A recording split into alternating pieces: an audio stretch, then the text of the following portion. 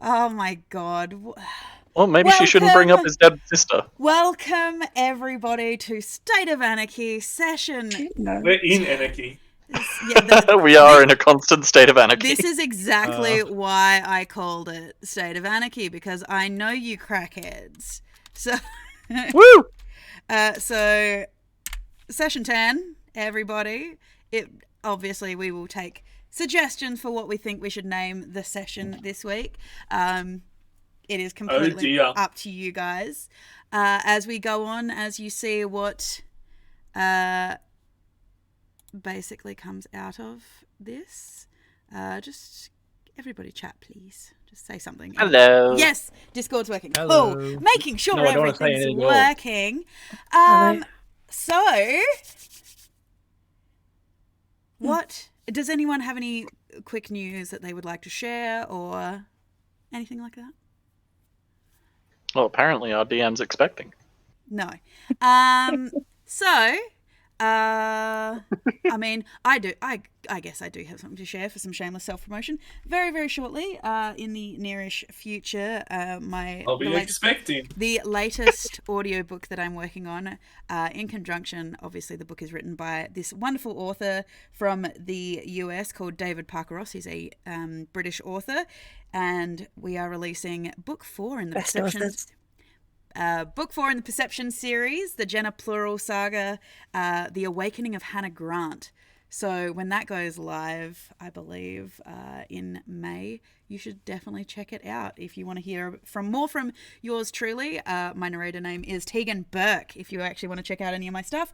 However, be aware that most of the romances I work on are not safe for children. I was going to say, you call those romances?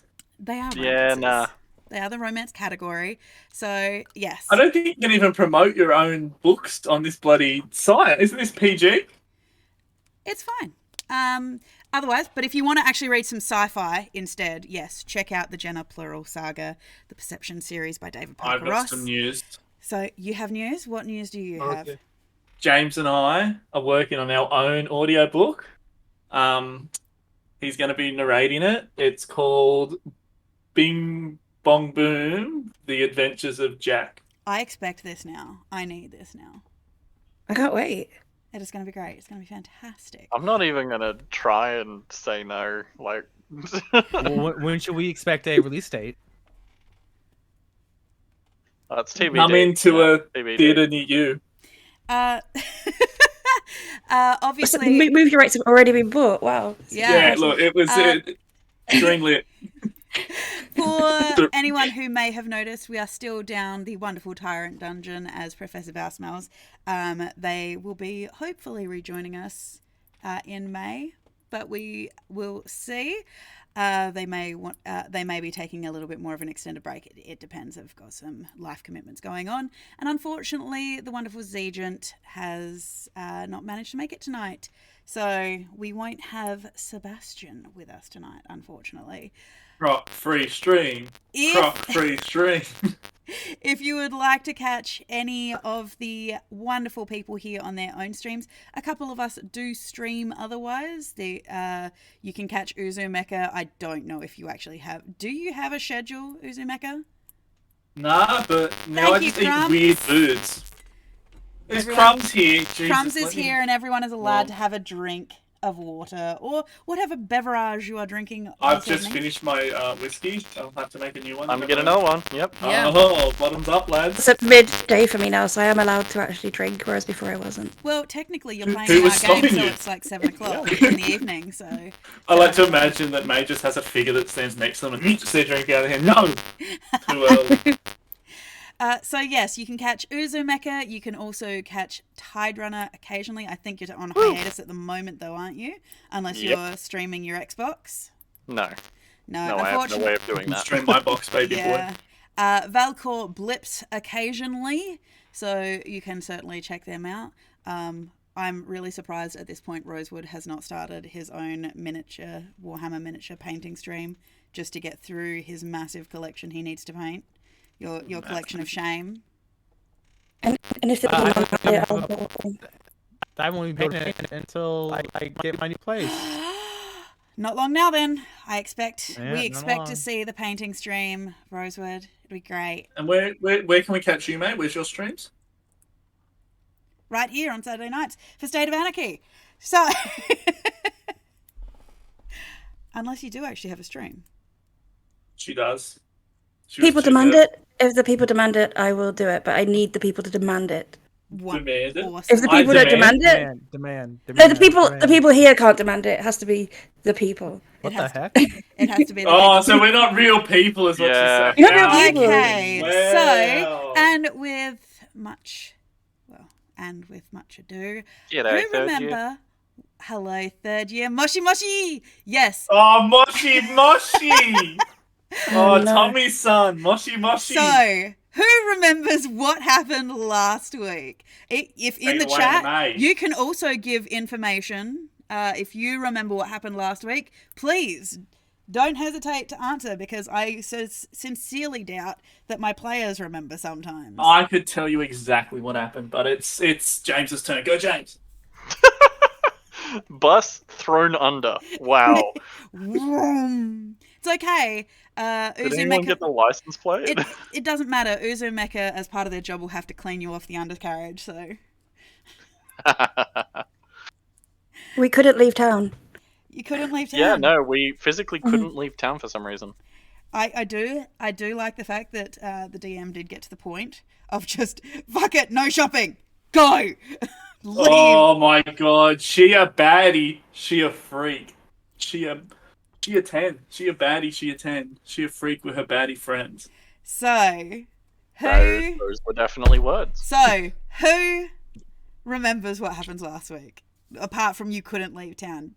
Anything? We went to see the not a night. lot. Is it the night captain? The night captain, yes. Hassada. Yeah. We didn't really do a lot, You to had be his own honest. We got truth. preparations underway, went to see the captain dude, and left. Yeah. We all named our group.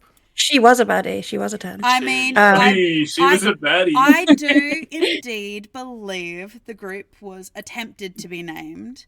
It was unsuccessful. We are the to be determines. They I are, think. yes, you are the to be determined, although not without trying. I do believe Blake did try very, very hard to get the crisis crew through.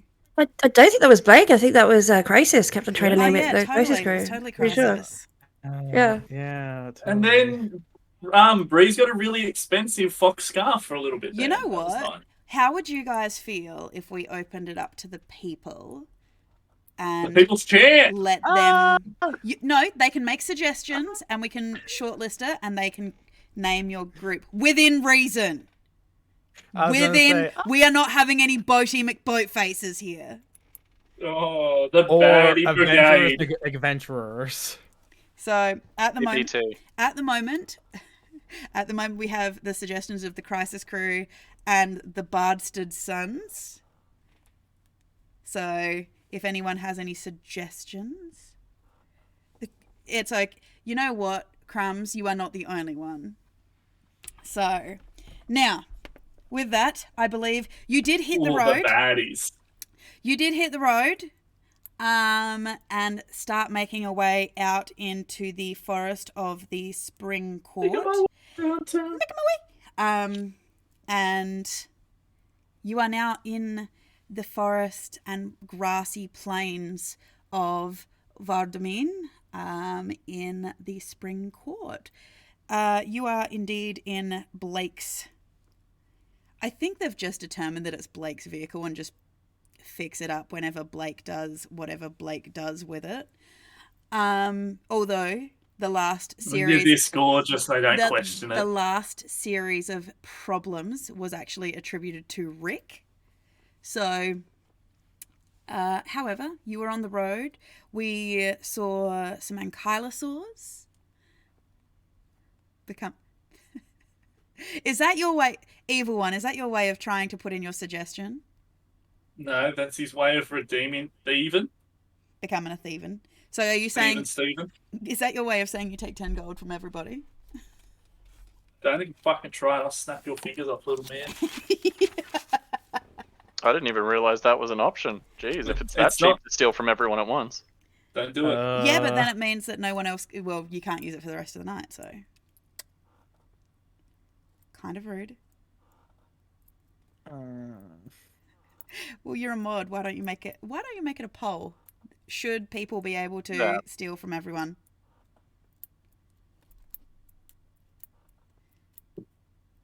You watch the dance. He's like, "How do I set up a poll?" Let me guess. Well, from me 4 times. So Easy. no, You set it up like this. Yes or no. Vote now. There you go. Help yourself. Goodness grief! Why are you like this? Oh, you can steal my heart any day, Tommy, unless you're talking to May. Are you? Are you trying to rizz up May through bloody... They've also tapped to striking again, Oh, lads. Jesus Christ. Okay, quick poll.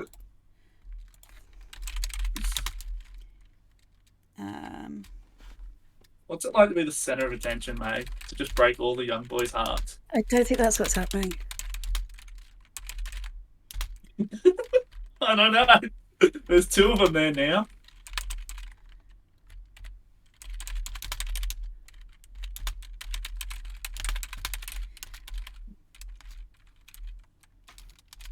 So, that's the poll going, lads. We win Getting it. there.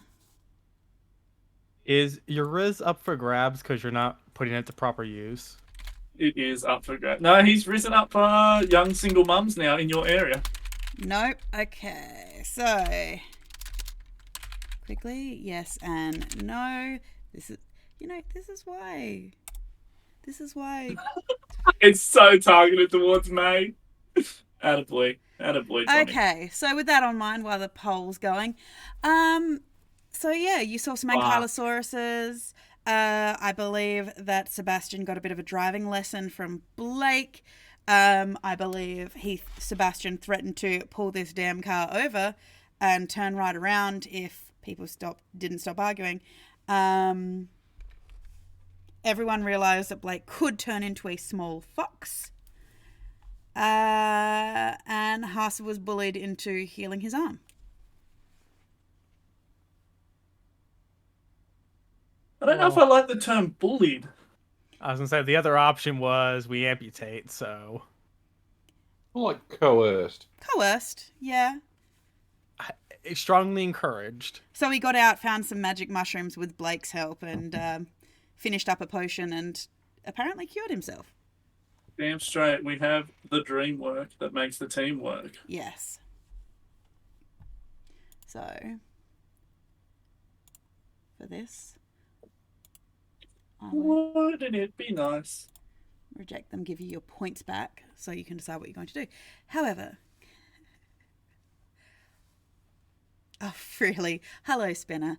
Okay, and so with that, Haase, I believe you are currently out of the car. Yep. With some weird ass mushroom looking things. What mushrooms Yep. were they again? Lungwort. Lungwort mushrooms, yes. That do look like a pair of deflated lungs, I believe. Yes. More like a fungus than a mushroom. We love a good fungus. We love weird ass mushrooms, yes. And I believe you pulled out a bottle of some form of liquid and mixed it in. Chug it down.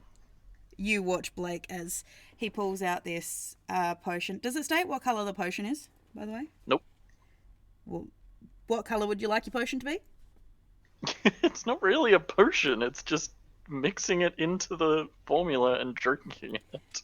What do you think a potion is? A potion, a syrup, a filter? I don't know. Brown. Okay, you watch. What the fuck? Yeah, you watch as Haase pulls out a bottle of some sludgy, mud brown looking, almost slimy, viscous texture, and he tears up the little mushroom pieces and shoves them down the neck of the bottle, puts the cork back in, shakes it, and you watch as he chugs it back. Blake.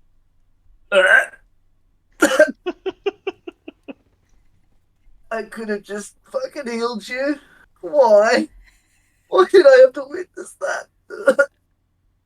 First, you didn't. Secondly, I'm not admitting that you're a better healer than I am. I just wanted you to admit we were best friends. Why'd you have to make it gross? Anyway, all fixed. Let's go. I need a minute. That was gross. My man just drank dirt water. Can we? What was that? May was I think attacked by Breeze- the Matrix. Yeah, I think Breeze tried to say something, but the gods have silenced them. Get silenced, punk. Oh no. Really? Please don't be Well, silent. they're muted. They are muted at the moment, but May has had to like reset Discord once or twice last session to like Okay. leave the chat and come back. Okay. We will. Okay, so Blake, you are outside just regathering your thoughts, resettling your stomach. I don't know if I want to be best friends with Arthur anymore. That was kind of gross. Well, I will say that you have kind of noticed this about Hasa having spent a couple of days, well, an evening with him. He does kind of have a Oh, we spent an evening together. Confirmed. Ooh. you do realize, because you were sitting in the back seat with him, he does kind of have a bit of a, he's kind of got a very Fuckable. I was gonna say herbaceous aroma about him. He's stanky boy. It's that smell of different foliage and that really grassy smell mixed with just the slight undertones of dirt and mildew. It's all, you know what, like health food stores and herbalism stores.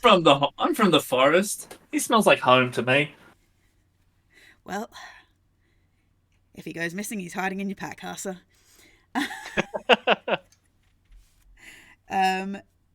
So you climb back in the car, I'm assuming. Mm. When Hasa climbs back in, I presume we saw all this happen. Yes, you did.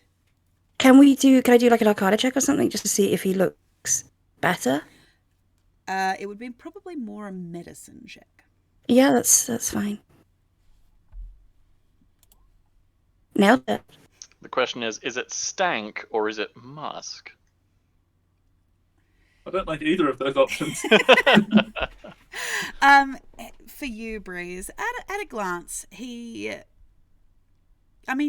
Haas kind of a palish grey colour anyway. But he kind of he doesn't seem to be as tired anymore. The dark circles under his eyes have kind of lightened a little bit. And you do notice that the part of his arm where you could see a little bit of that creeping black vein-like vein-like spread under his skin has started to fade just the slightest little bit. Okay.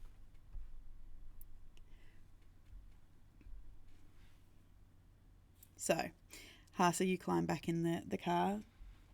Mhm. Blake, do you manage to pull yourself? I'm done dry heaving over here now. I'm heading back. My man. I'm just mumbling about how there's magic for a reason and you don't have to drink dirt water. You're It's a muttering magic to thing at a yourself as cost of you. his self-worth.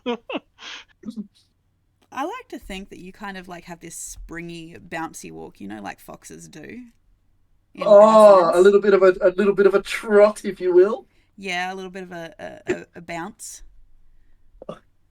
So bounce to your step, but you. So that was the worst joke. Foxtrot. The fox. Yes, brilliant. Yes, so you make your way back into the car after a moment, making sure that everybody is back in, seatbelts on. Sebastian restarts the car and starts to head on down the road, ease on down the road.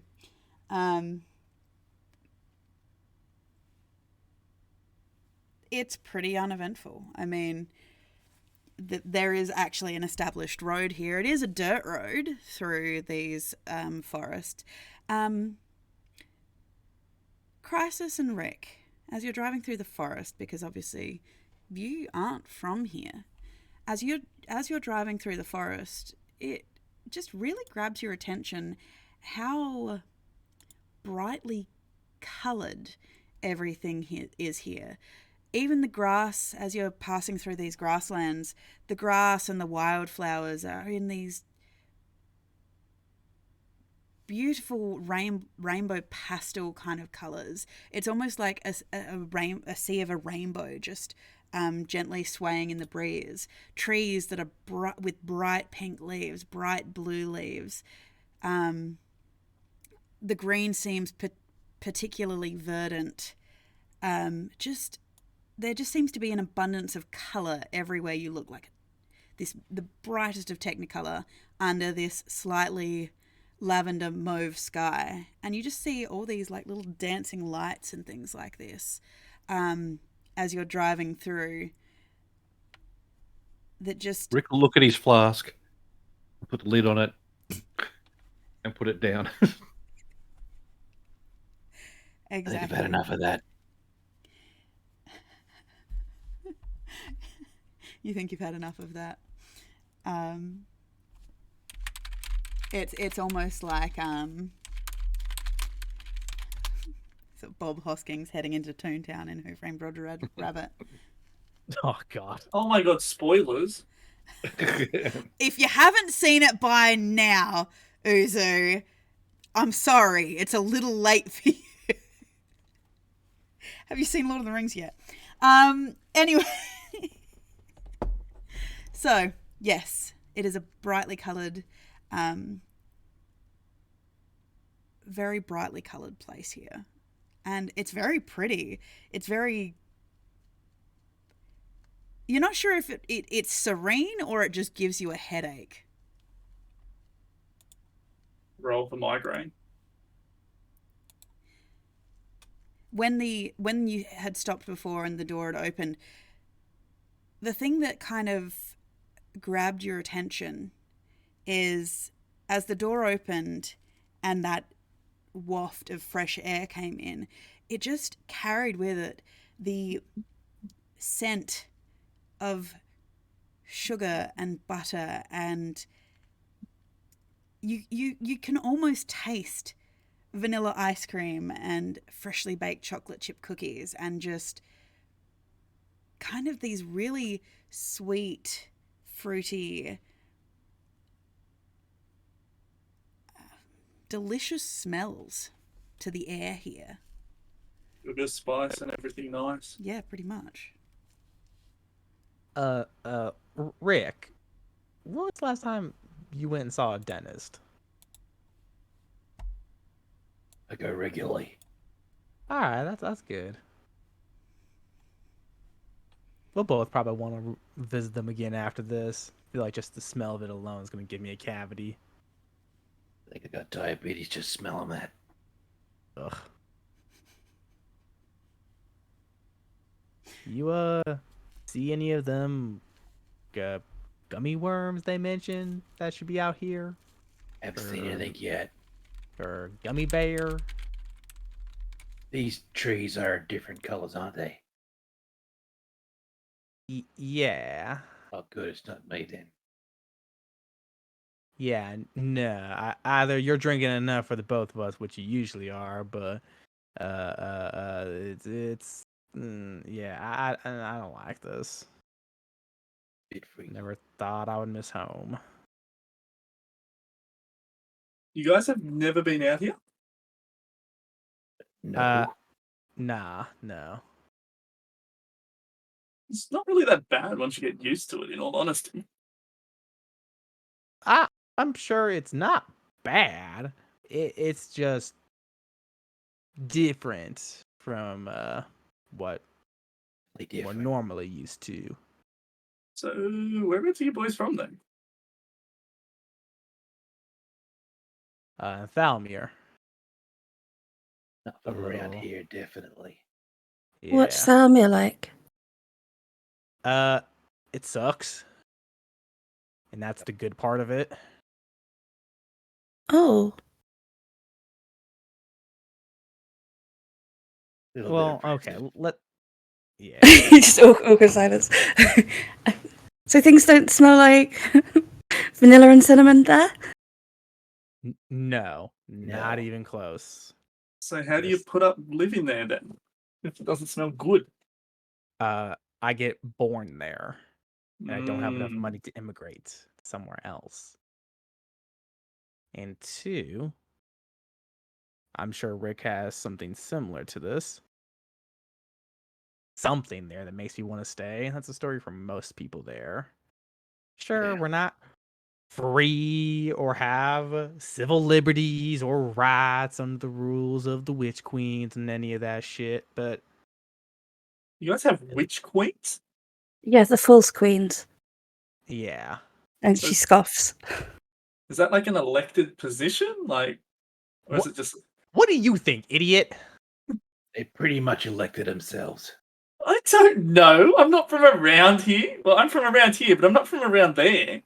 How many elective kings and queens do you know of?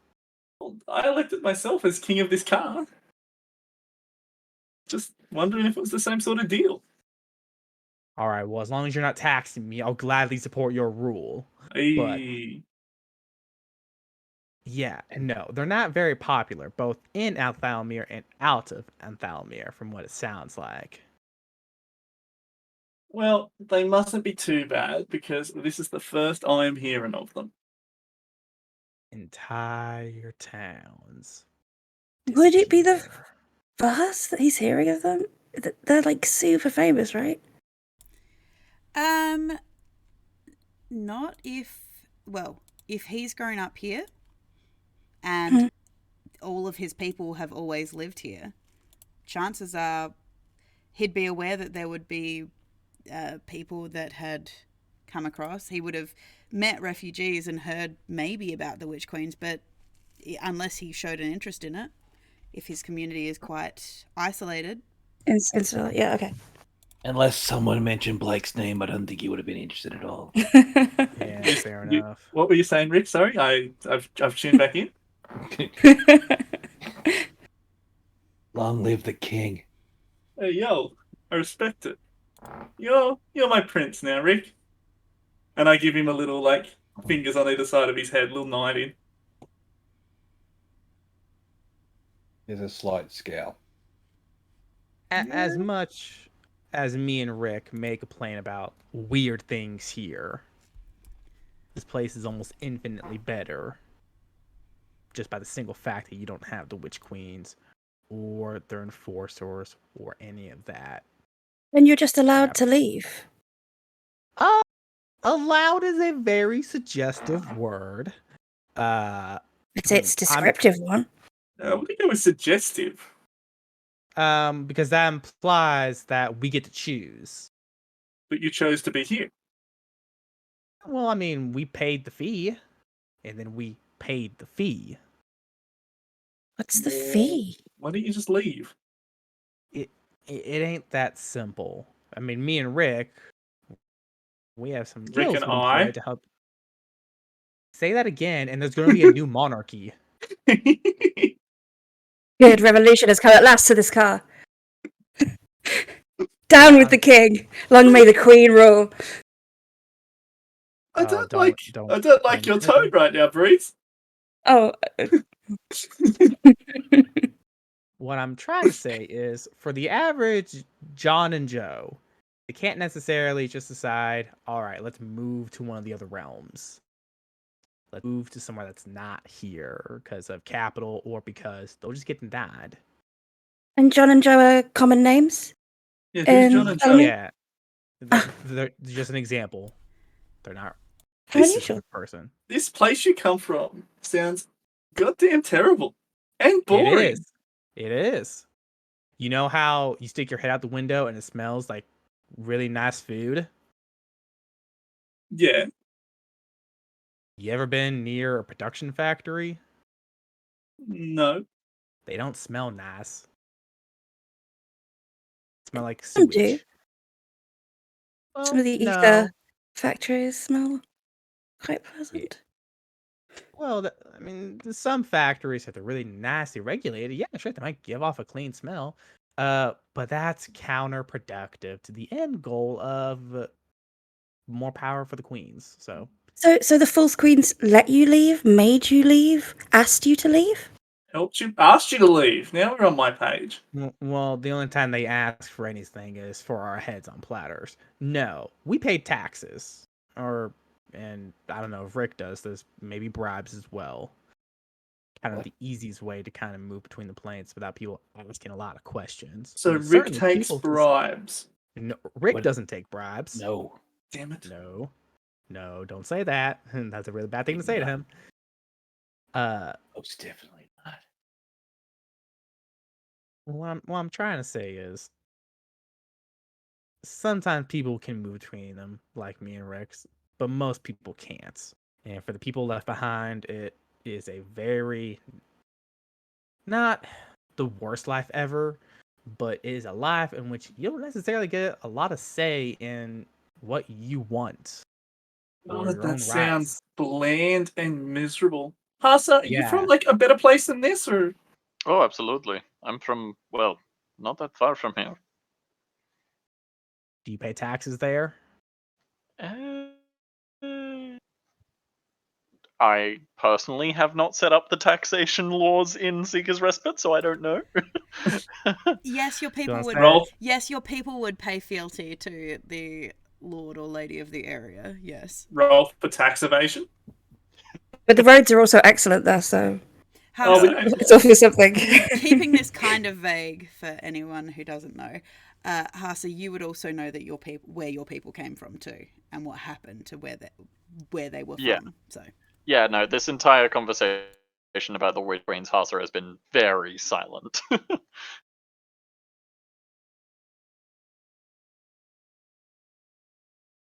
Yeah, it's we do pay fealty and such.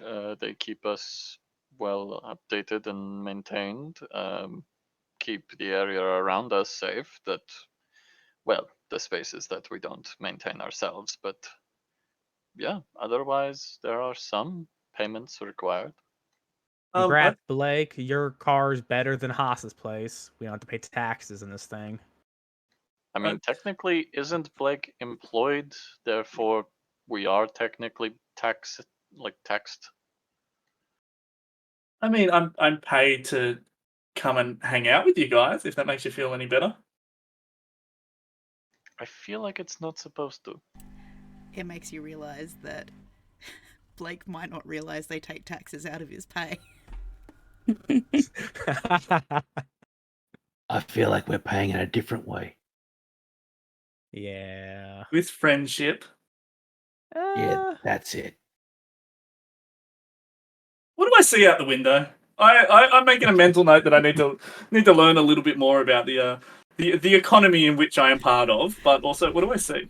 What you see out the window, you are currently in a very vast grasslands. It does have trees dotted around.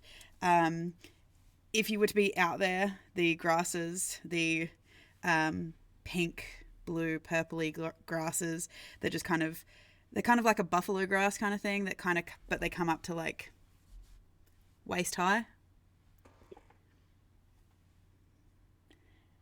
Stretches on as far as the eye can see.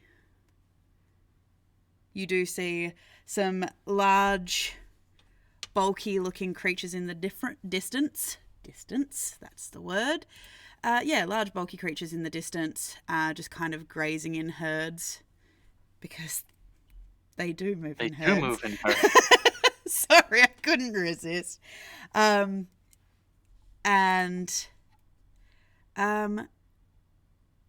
You are aware that they're probably you are aware, for those who know your dinosaurs, it's a small herd of triceratops that are just wandering around in the distance, grazing away at the grass. No, we're not bringing Power Rangers into this. You do see a number of small dinosaurs kind of on the roadside, just pecking at a very much stripped, almost clean corpse of some smallish creature that seemed to have some kind of frill on its back, just a small frill. But it is very much picked over. Thank you, compies. Nice. Nice. So I guess while we've got a moment, we should probably discuss what our actual game plan is, because I know that I'm taking you all to the lake, but what's the plan once we get there? First thing we do when we get up there is find Bill. Bill's a guy I'm trying specifically to look for, kind of an older guy. His family is the one who sent me out here to begin with, so we're gonna look for him, see if he's still alive, and Old Billiam. yeah. All right. You know So him? Do you know Bill? I know a little bit of like most people, but I can't say Billiam rings a bell, if I'm honest. First name, not Billiam. Bill. Different Bill then. Naturally. All right. Find Bill and then kind of go from there, I guess. Kind of get a lay of the situation. I'm writing this down in like a little notebook. I've got like step 1, find Billiam, and I've crossed Billiam out, and I'm like Bill. And then step 2, I've just got like question marks. I'm like, You're not talking about Billiam from WizFizz, are you? You know Billiam You from know Billiam! What are the odds? Small world, small world. Ridiculously small world. We have also, though, been sent there to investigate. Yeah, cause of all these animal attacks. Perhaps it was old Bill. Better not be Billiam. No, that's why he went No. there the first time.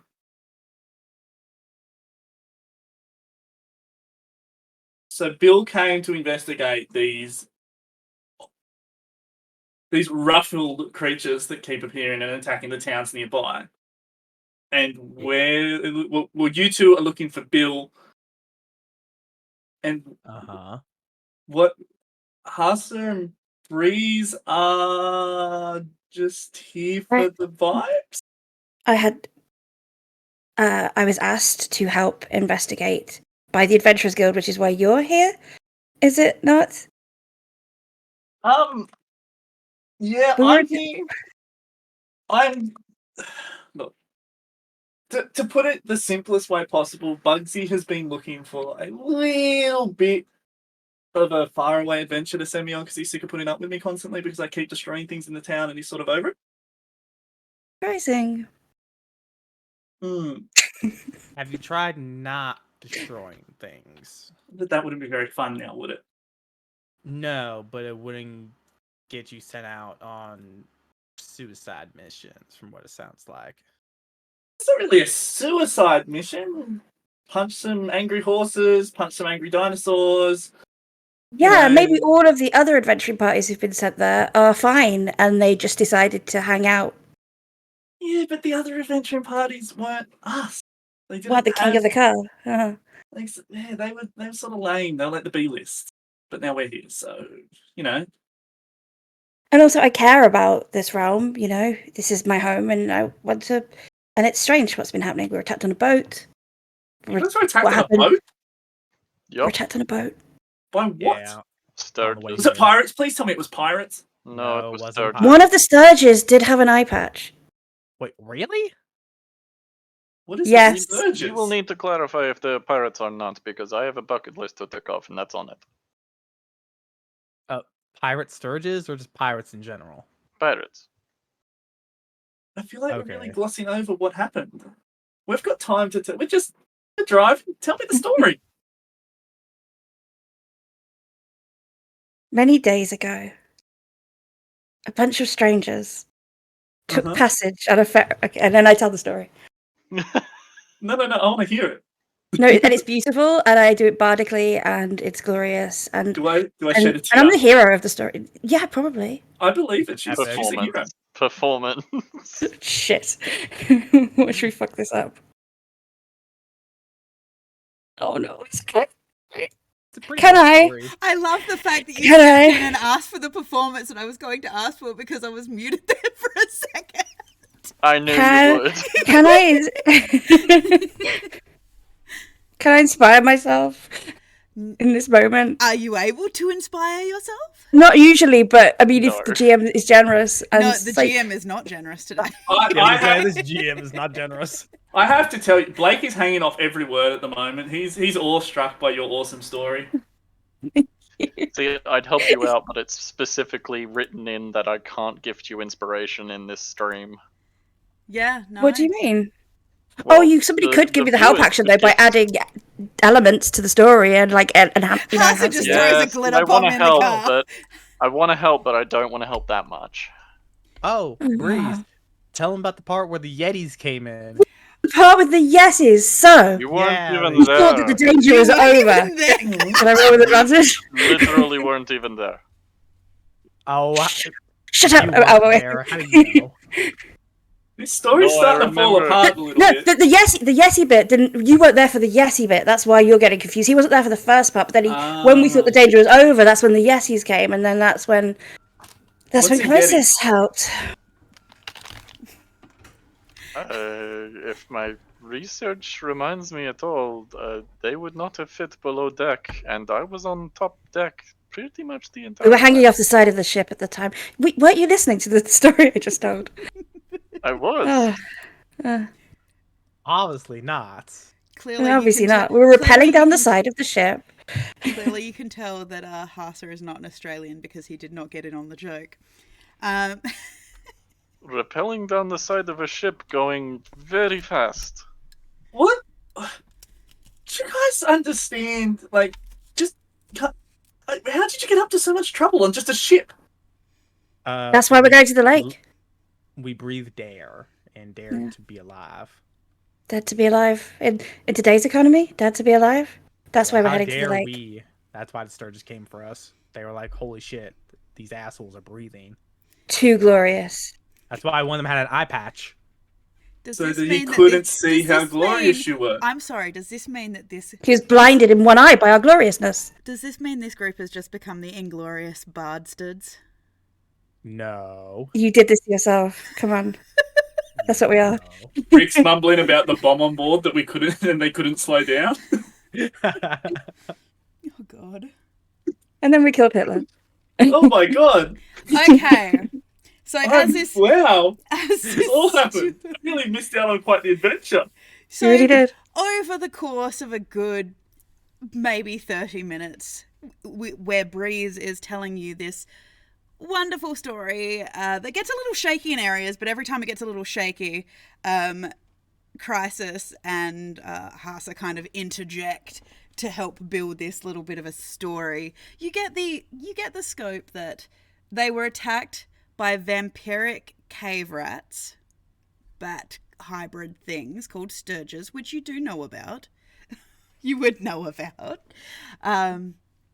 But again, it was weird because they shouldn't have been down that low. And yes, apparently they, as their small group, single-handedly managed to, along with a very terrifying grandma, managed to hold off the attack, and the ferry did indeed limp into town, and this is why this group of adventurers, in air quotes, was asked to potentially look into this and just scope out the situation, Blake. Pirates. They overcome vampiric pirates with a pin-up granny. And there was a love Alright, connection. in We that forgot the box. romance because Rick Oh, there's and romance. Rick and Gladys actually hit it off quite well. Rick's got a girlfriend. Yeah, brother. So you're doing this for love, Rick? Is that why you're on this adventure? No. He's not doing it for love. Love compels him. See He's Harsa not doing it in just service of love. He's unscrolling moved the by love. massive sheet from his pack, ticks off something and scrolls it back up again. 2 down, 20 to go. I want to make a mental note of where he puts that scroll. He just stuffs it into his pack at random. Like, there's no... There's no system. Yeah. He doesn't even fold it. He just shoves it in there and then just like keeps hitting it until it's all in there. That's how you know that man went to college. Yep. It's okay if you go through that pack. There's probably about 6 sandwiches that are mouldering at the bottom, as well as like 1 half squashed apricot. Don't call me out like this.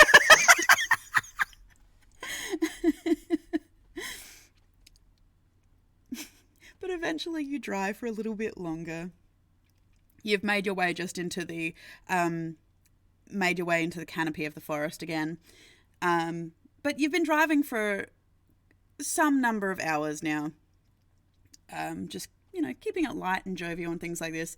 But you get to a point where it has thought that it's probably good for you all to just stretch your legs a bit. Because survive the drive is a thing.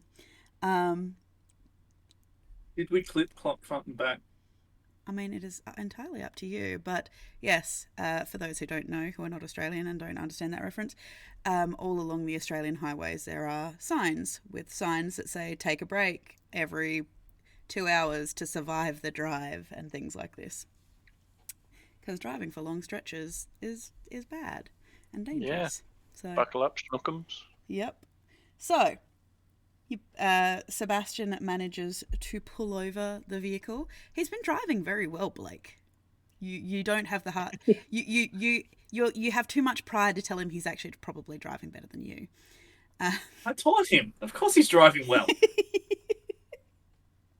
And he pulls the car off to one side so that if others come past, obviously you're not in the middle of the road.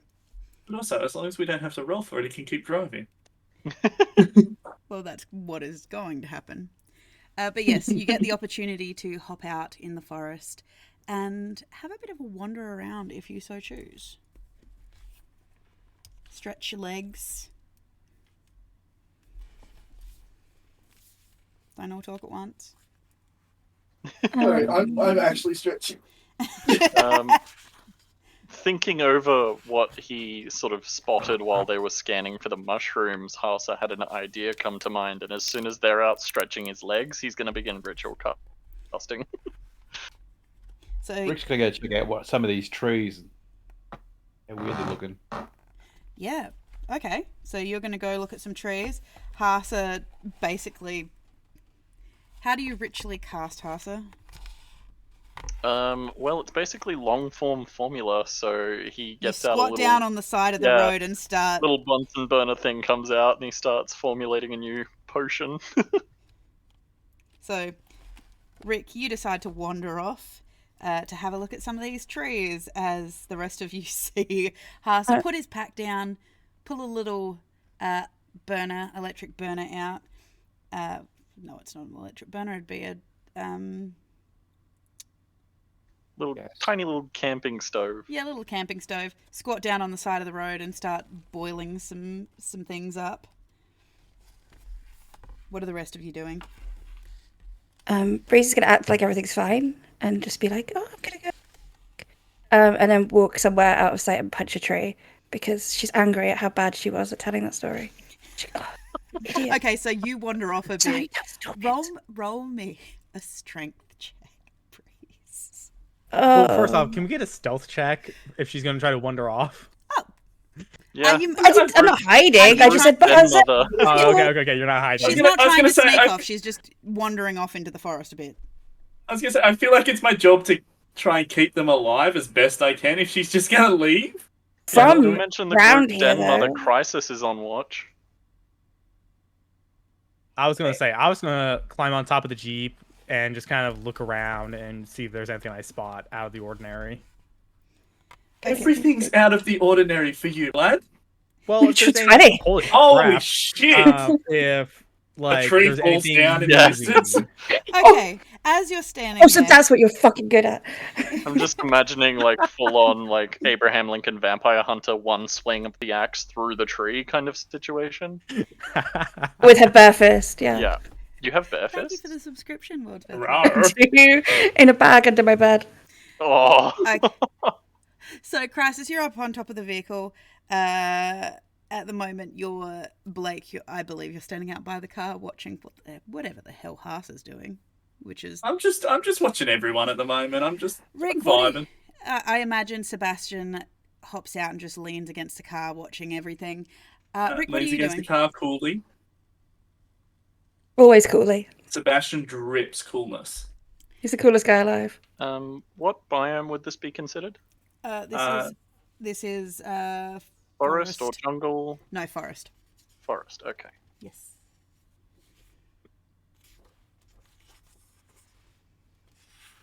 Alright. I know We'll what get I'm clearing looking for. if Breeze keeps going. Well, as you're all standing there, yes, Rick, what are you doing? Are you staying in the car? Or are you hopping out and? No, I've gone and checked out the trees. So Okay, so you've gone out. Okay, what's your passive perception, Rick? That's right. You would. Sorry, I don't know why I forgot that. What is your passive perception though? As you're standing there, 15. hands on your hips, looking up at a tree. Okay, so as you're standing there, looking up at this particularly weird looking tree, its trunk and bark are like a lightish green color that's got very dark brown wood. You can actually see the lighter heartwood underneath the big chunky shards that make up the outer shell of this like the outer bark of this tree. You're in spring. I thought that would have given it away. The season doesn't change here. Okay, just making sure. Yeah, no, that's all good. And as you're looking at this and your eyes are looking up at the leaves, which at first glance you thought that they were yellow. They're not yellow. The way they shine in this purplish light gave it a kind of like dull effect. But then you realize that they're actually almost gold in color, like a metallic gold in color, when you hear a very solid sounding thwomp, followed by a cracking noise around the other side of the tree. Oops. I'll And- whip my revolver out. As a few of the gold leaves scattered down towards you, Rick, to land on you. The leaves are relatively heavy.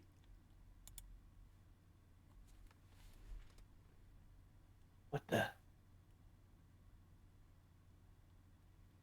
And you probably do, if you're there and I didn't notice you probably do hear muttering of, "Oh, you're a good idiot. You're supposed to be good at this. You trained your whole life for this. You can't do anything right." I'll move around, see what I can see. You see Breeze there. Breeze, are you pacing or just like kind of how are So I'm you probably shaking my fist, going, "Ow." berating yourself while like Yes. holding your hand, which is Oh, this is what you're good at? This is what you're good at. How about you just throw your harp away and just, yeah. What the hell? Huh? Oh. Hi, Rick. I didn't see you there. Hey, you alright? I thought I saw, some fruit and I was trying to knock it down. roll deception. Oh, I will roll deception. Are we deep into the forest now, or was No, there you're not. Why You're can't I just on the roll? edges. Why can't I roll on the things I'm good at? the grassland nearby, I'm assuming? Thanks for the cheer. No, you've just entered into the forest. You're not too far into it. yeah, Right. fruit, Would the sure. exterior be considered grassland? No, Oh, damn. Okay. no, it is not. You've left the grasslands a little bit behind, unfortunately. You're in the forest, but you'd still be considered on the outer edges of it. So, Cool. Rick and Breeze, yes. I will say, Breeze, you did not break your hand with the. You actually managed to. You actually put quite a bit of force behind that, and you have actually like cracked off a huge chunk of bark, and you can see that that light green heartwood underneath that's been exposed. You can actually see some of the golden syrupy sap that around what is very clearly your knuckles. Your knuckles are actually a bit red from that, but you actually, surprisingly, you didn't have a lot of training in this, but you did manage to throw a decent punch. You didn't break your hand. Well done.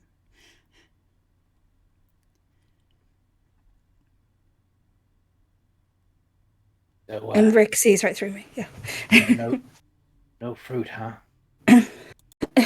Yeah, turns out I was wrong. It was a fat bird. Yeah. I thought it was Okay. an apple, but it was just a really fat bird. Just a tip. Yeah. When you're telling the story, put more of the Yeah. truth in it. More believable like that. Yeah. Thanks. I need more storytelling tips. Thanks, No Rick. problem. And she looks absolutely devastated and walks back to the car. I'll pick up some of these leaves. That of interest. Rick, you pick up these leaves and have a bit of a look at them. They aren't very flexible. They've got a little bit of a give to them, but they've got a weight to them, but they're almost paper thin.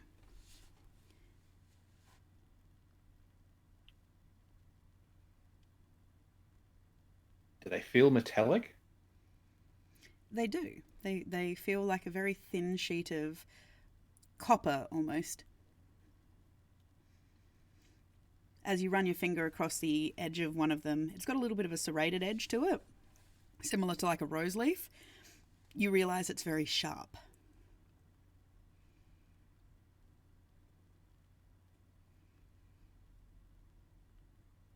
Interesting. I'll grab a handful. I'm going to say about 5 of them. I'll take them back so I can ask Caster about them. Sure. Okay. Keep that in mind. I'll make a note of that.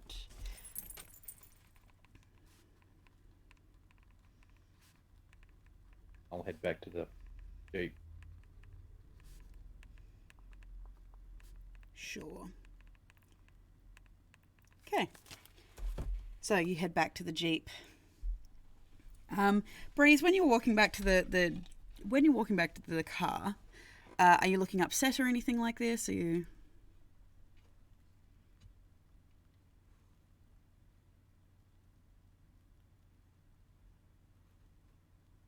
So upset she's speechless. I feel that in my soul. Hey. Sorry, what just happened? I grabbed some water, sorry. No, that's okay. Are you looking visibly upset when you're walking back to the car, or you're trying to gather yourself? Trying to gather myself. In that moment where Rick said that, I couldn't help but be devastated. But then I tried to pull myself together quickly. Okay. So you walk back and you can see that Haas is there concocting something. What's your passive perception? Actually, no, I will get a straight up perception check from you, Crisis, because you were on watch. You can too, Blake, by the way. Oh, lovely. Yeah. Oh. I'm too blinded by all the colors going on. I'm like, oh, holy shit. Yeah, the bright colors, the spring birds, the noises, everything here is different to you, Crisis, as pointed out to Blake. Everything's unusual. It's definitely not what you remember. I will get a wisdom save from you, Crisis, as there are birds and things like their wings are catching light and things like that. Blake, Oh. you... Oh, shit. Blake, you so pretty. As you're watching out, you can see that Hasa is indeed. What are you putting into this potion, Hasa? Better not be more dirt water. No, for this one, it is just a sort of clear, viscous kind of fluid and a silvery powder.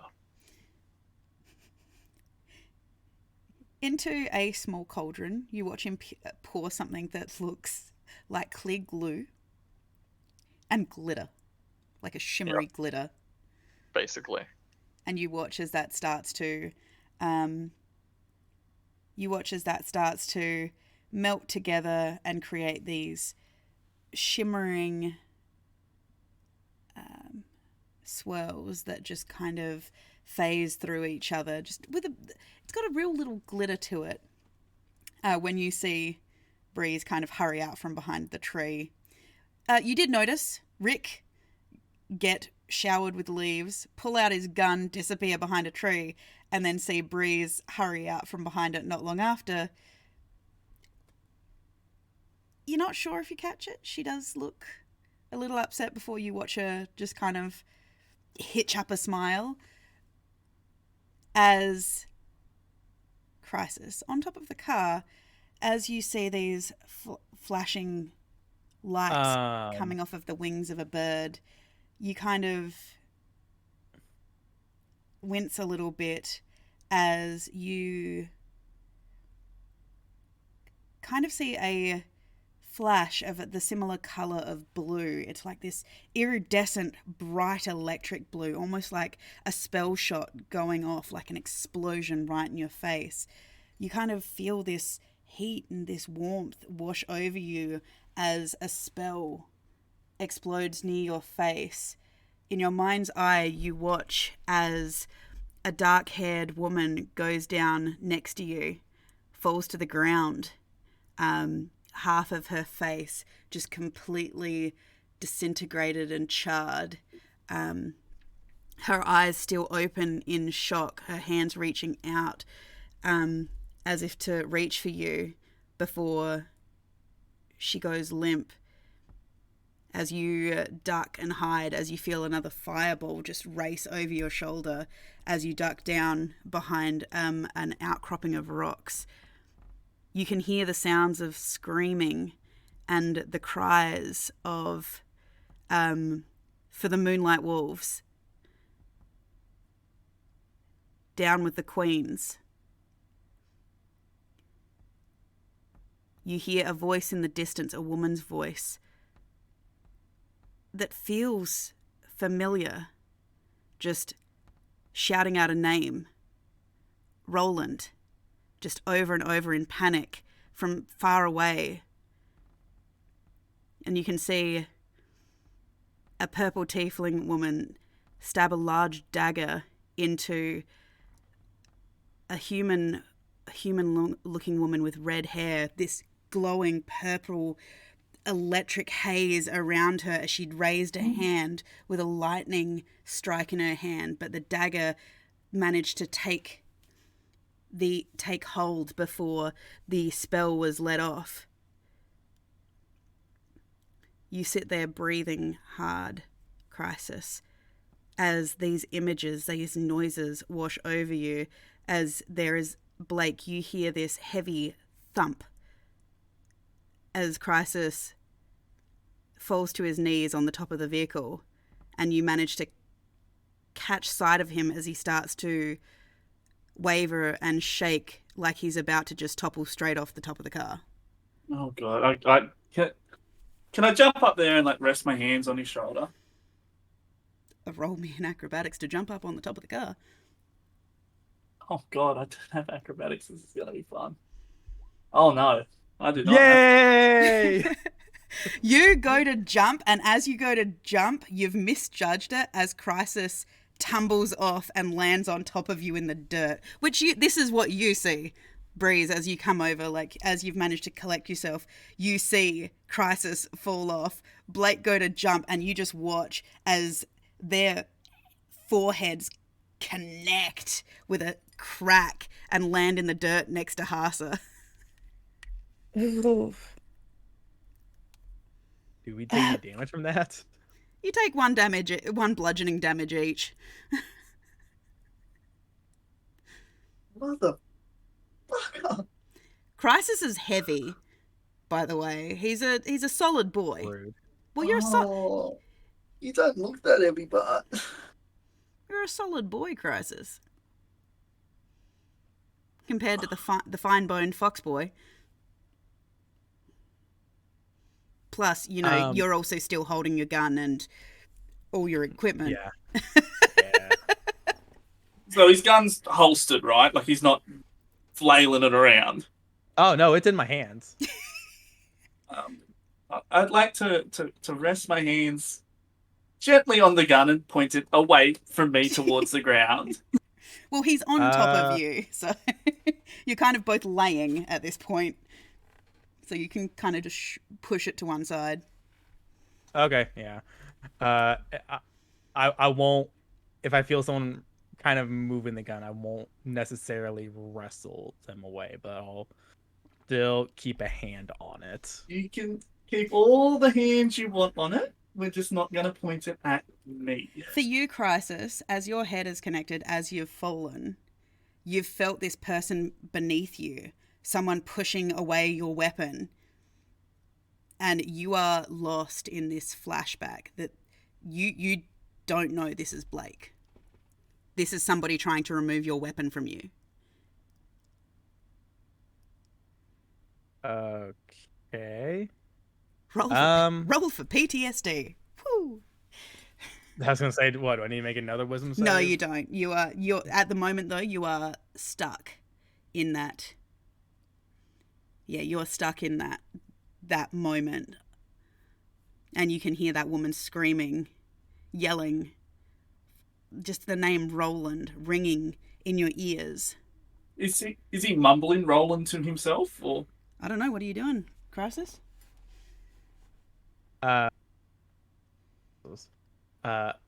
Crisis is paralyzed and has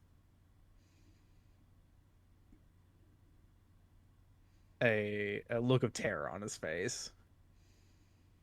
How said they've landed in the dirt next to you, by the way. Like, this is all in the span of, like, not even 30 seconds. So they've landed, and they seem to be fighting, grappling, tussling. I was going to say, as I walk up, I'm probably just like, oh, has passion finally taken you both? The big globe just fell on me. You can see how, like, again, Crisis is a lighter complexion gentleman. He's kind of got this greenish, yellowish, pale hue anyway, but he's almost white at this point. Like, considering he has, like, almost white freckles across his face, they look dark against his skin. Like, he's pallid. He's visibly sweating. I make my shitty joke, and then I notice that, and I say, Hasa, I think something's really wrong. Because I think Hasa is closer to them. Looks over, Yeah. he looks back at his work, looks over again. This is not really my purview. Rick will start running and go to spear tackle Crisis off. Like, Roll me an athletics. You can contest. You get to contest. No, Rick rolls the athletics to grapple you. You can roll acrobatics or athletics to fight back if you so choose. If you fight grapple. Yes, I will fight back, and I will attempt to roll to my feet and get some distance between me and everyone. So you roll to your feet as you feel this small, warm body hit you, trying to wrap their arms around your shoulders to pull you away. Just grabbing you. You can feel this person grabbing you, but failing to get their arms around you, Crisis. Rick, he's struggling. Like, you can see his pupils are dilated. You can see that the way he's looking almost through you. This isn't right. There's something going on here. all right. I'm going to cast Friends. And I'm going to yell at him, snap out of it! Is that got a save to it? Friends, I think, just...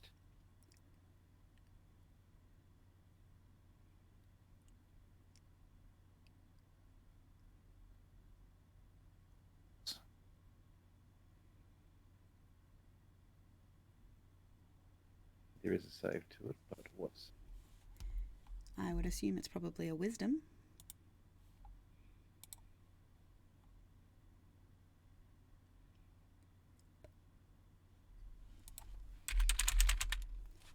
Franz has a... Self. No, yes, you're casting Friends on yourself. Yep.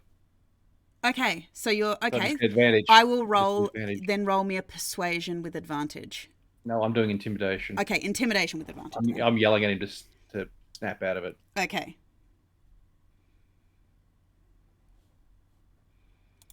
Okay.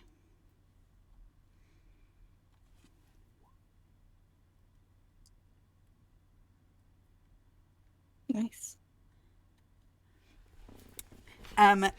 As you hear this raspy voice, unlike no other you've heard in your life to this point, Crisis, you kind of blink and you kind of... There's something that kind of grabs your attention in this as you hear this voice yelling at you to snap out of it. You kind of notice this red swaying banner. It grabs your attention. It looks just... Even though it's not the same shape and it's not the same thing, it grabs your attention about it, that it looks like the banner that you yourself have. The color of it just grabs your attention, and you can feel that your heartbeat, your racing heartbeat, starts to slow as you focus on it, as you start to see Rick again.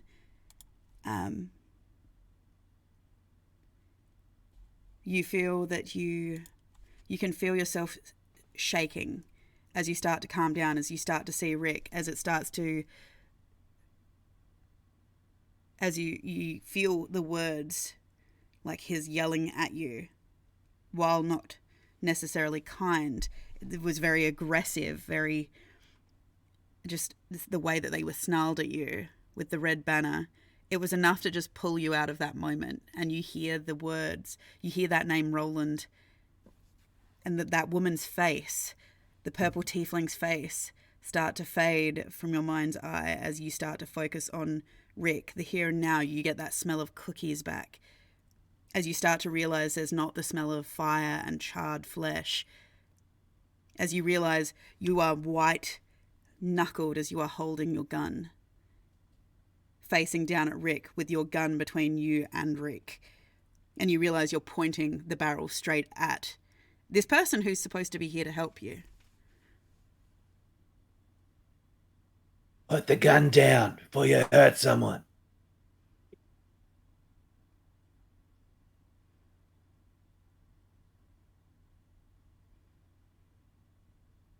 Where's Fearless?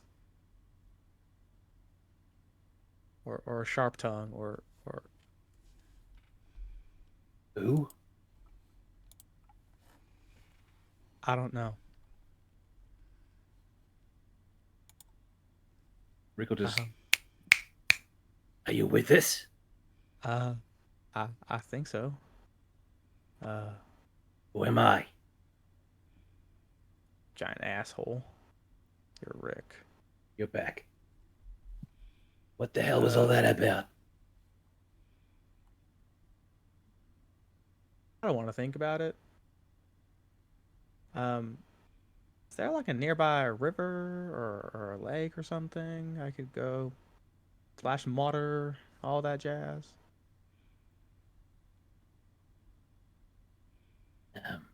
Haven't seen one. All right. Are you sure you're okay? No, not particularly, but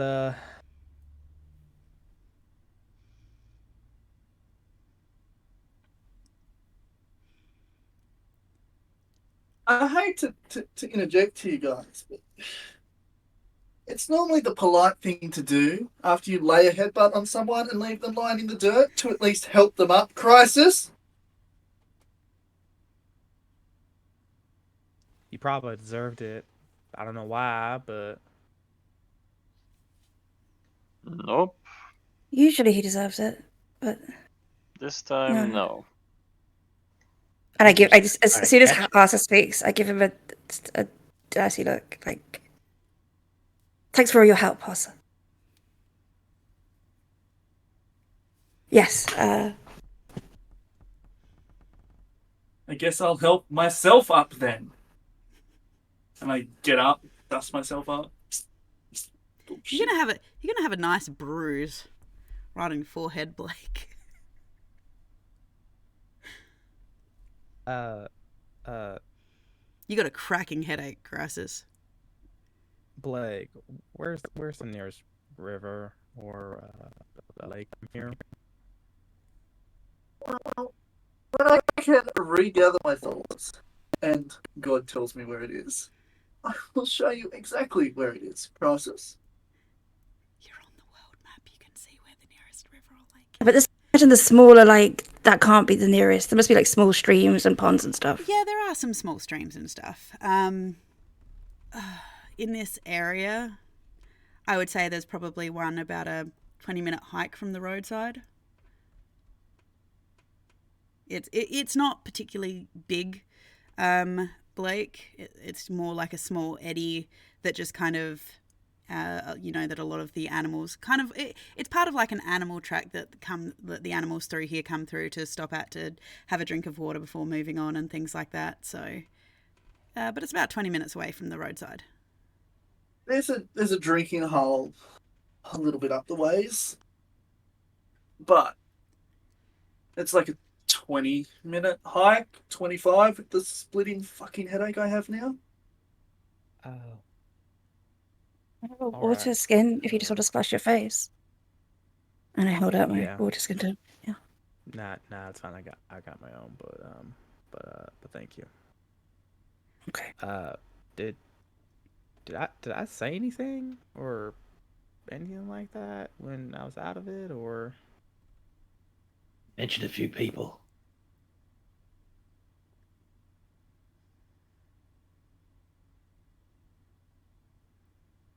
Does this happen often? I mean, hey, who hasn't done a hard time and then had some bad flashbacks? It's. I don't want to talk about it. Most of us. It's never happened to me. Mm. Did we all saw it at the fight, right? We saw him freeze. Yes. And it's happened to you in the space of two days. So twice. Some people just have a really rough week, like So this dealing isn't the with- first time then, is it? I am not required to answer that. I think you do. As the guy that you headbutted, I just want you to know that you can talk to us about this sort of stuff. Preferably at a low decibel, because my fucking head is pounding. I will keep that in mind. Just remember, this affects all of us. You start going like this, it could put us all in danger.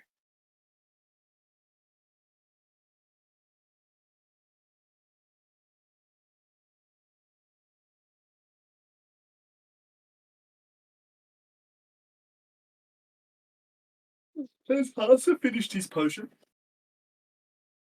Yes, Asa, have you finished what you were doing that was so very, very important? What's he doing playing in the mud? If you must know, I'm looking for something that will help us. Oh, good. Need I remind you, princess, that each of us has a specific set of skills. Mine is not manhandling a fucking Asimar. What? ASMR. Did we know he was an Azamon? Yes, you know he's an Asimar. He's 7 foot We did. fucking tall. Yeah. No. No. I will say that this is something he's on the shorter end for an Asimar. I think he's only Crisis is only 6'2", but you have seen him grow to 8 feet tall to like Titan proportions kind of thing. Do I know what an Asimar is? Yes, I you know know what what they don't do that, so I didn't know. Yes, that was Blake would know happening. what an Asimar is. For Uzumeka, who probably doesn't know, an Asimar is essentially... They're not half angel. They are essentially humans or any humanoid race that has angelic blood, but their angelness comes out. So usually they're between 6 and 8 feet tall. They usually, as part of their sub race, they can usually grow wings or hurt themselves to cause more damage, or even have like dark skeletal like wings if they're a fallen Makes me Asima. afraid. Yeah. So the only thing I gathered from that then is I lean over and I whisper, "You're a princess?"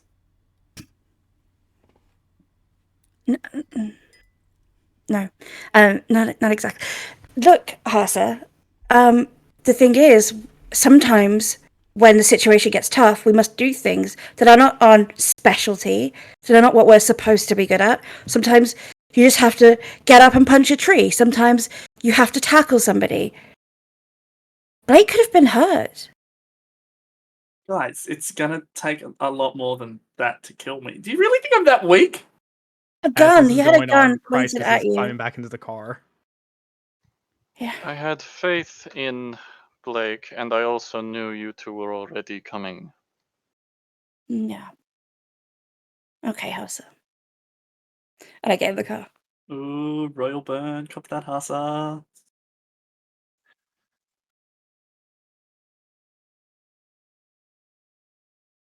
Which ones?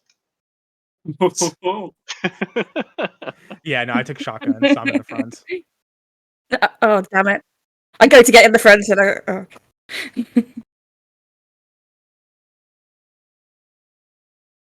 I'm tempted to reach over and take his sunglasses because I want to borrow them for a bit so no one can see me cry. Yeah, no, Glasses I he know. won't.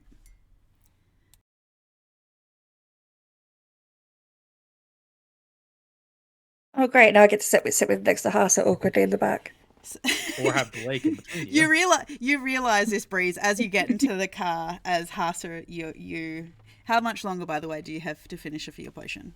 No, should be done. Okay. He notices the color change in the steam, inhales it, stands up, and walks into the woods. Okay. So, Rick, Okay. have you gotten into the car yet? I was just about to climb into the boot.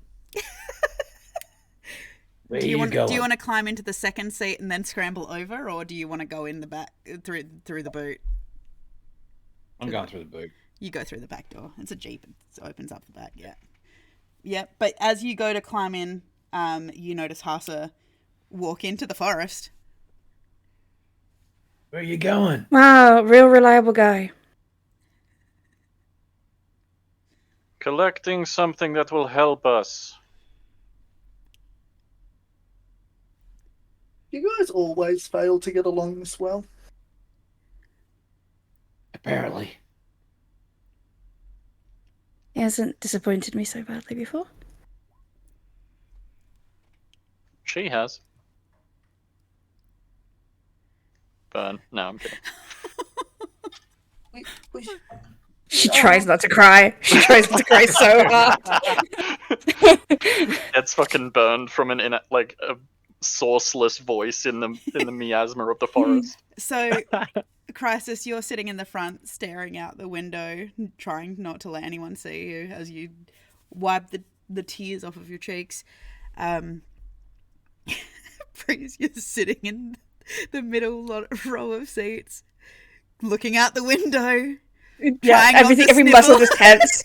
Just trying not to, just like Trying so not to tense, cry. just like with force of will, holding back all my tears, just like. This is going to be a long trip. I'd like to. I imagine I have a paper map of this region.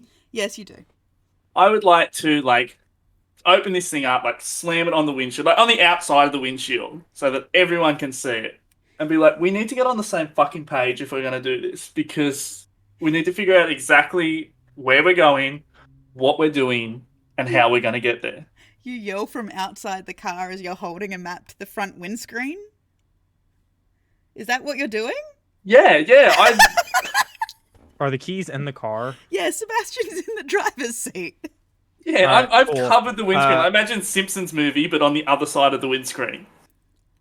I am going to press the lock on the Jeep, and I'm just going to look back and I'll say, nobody open the door. Don't move. Did you just He lock can- me? Don't You move, got he can no only say in sense- this. Did you just try to lock me out of my own fucking car, Crisis?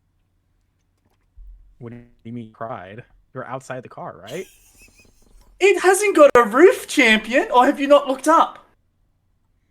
Okay, was I but riding for the on first the time entire time? standing on the roof if there's no roof. Yeah, There's like what a- was Hasa riding on at in No. the city? It has a roof, but it has an open skylight. Oh, it's not like one of those things you can just close? Yeah, but it's been open this whole time. You've never closed it.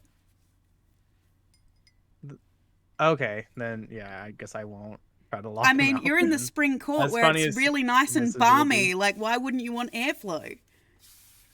Unless you want the comfort of air conditioning, because screw nature. Hell yeah. But yeah, I'll just call out to Blake.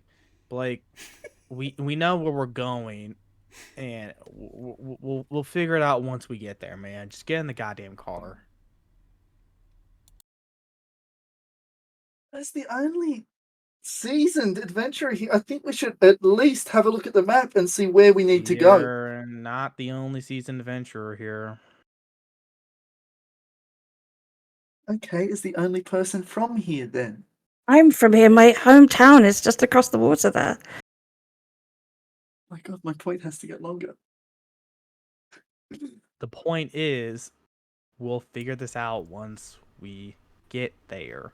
I just need to make sure we're not going anywhere near Arden. That's it. We're bypassing Arden and going straight where we need to go. Do we need to go back through Arden? Nowhere near. We're going around near Roland's Rest. Yeah, no. Thank you for the subscribe Valcor, by the way. We'll be fine, Dingus. Get in the car. Come on.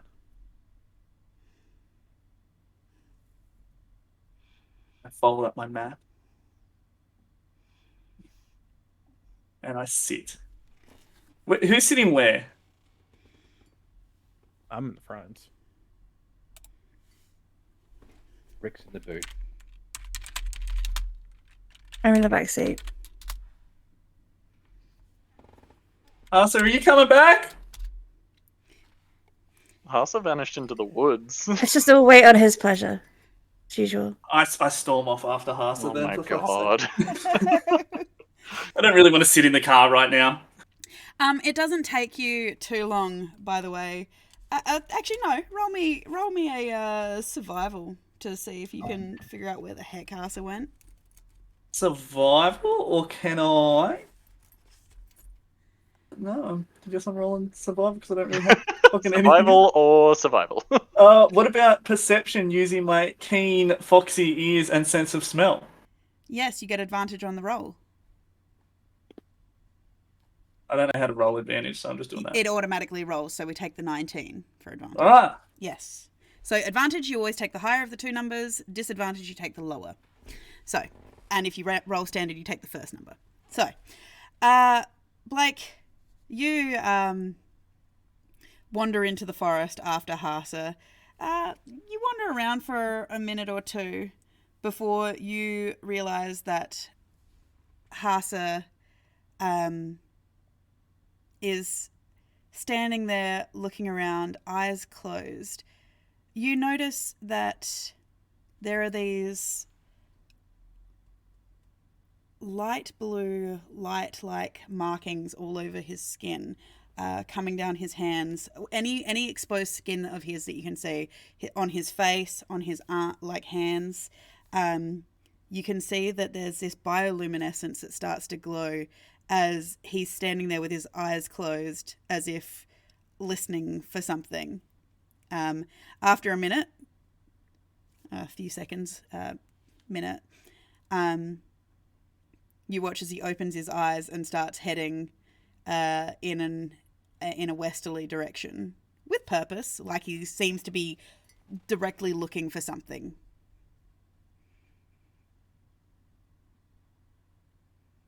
I'm gonna keep a bit of a distance, but I'm gonna sort of follow after him for a little bit anyway.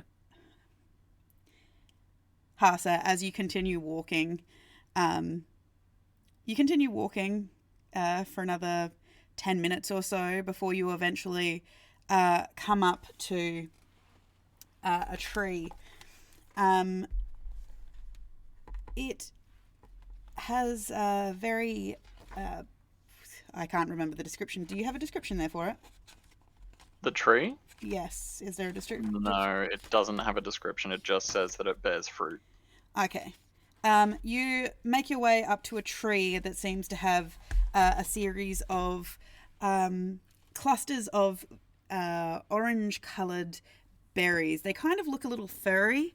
They kind of hang in clusters similar to cherries, but they've got this kind of... it looks like it should be spiky, but when you touch it, it's just very lightly furry. It's bright orange.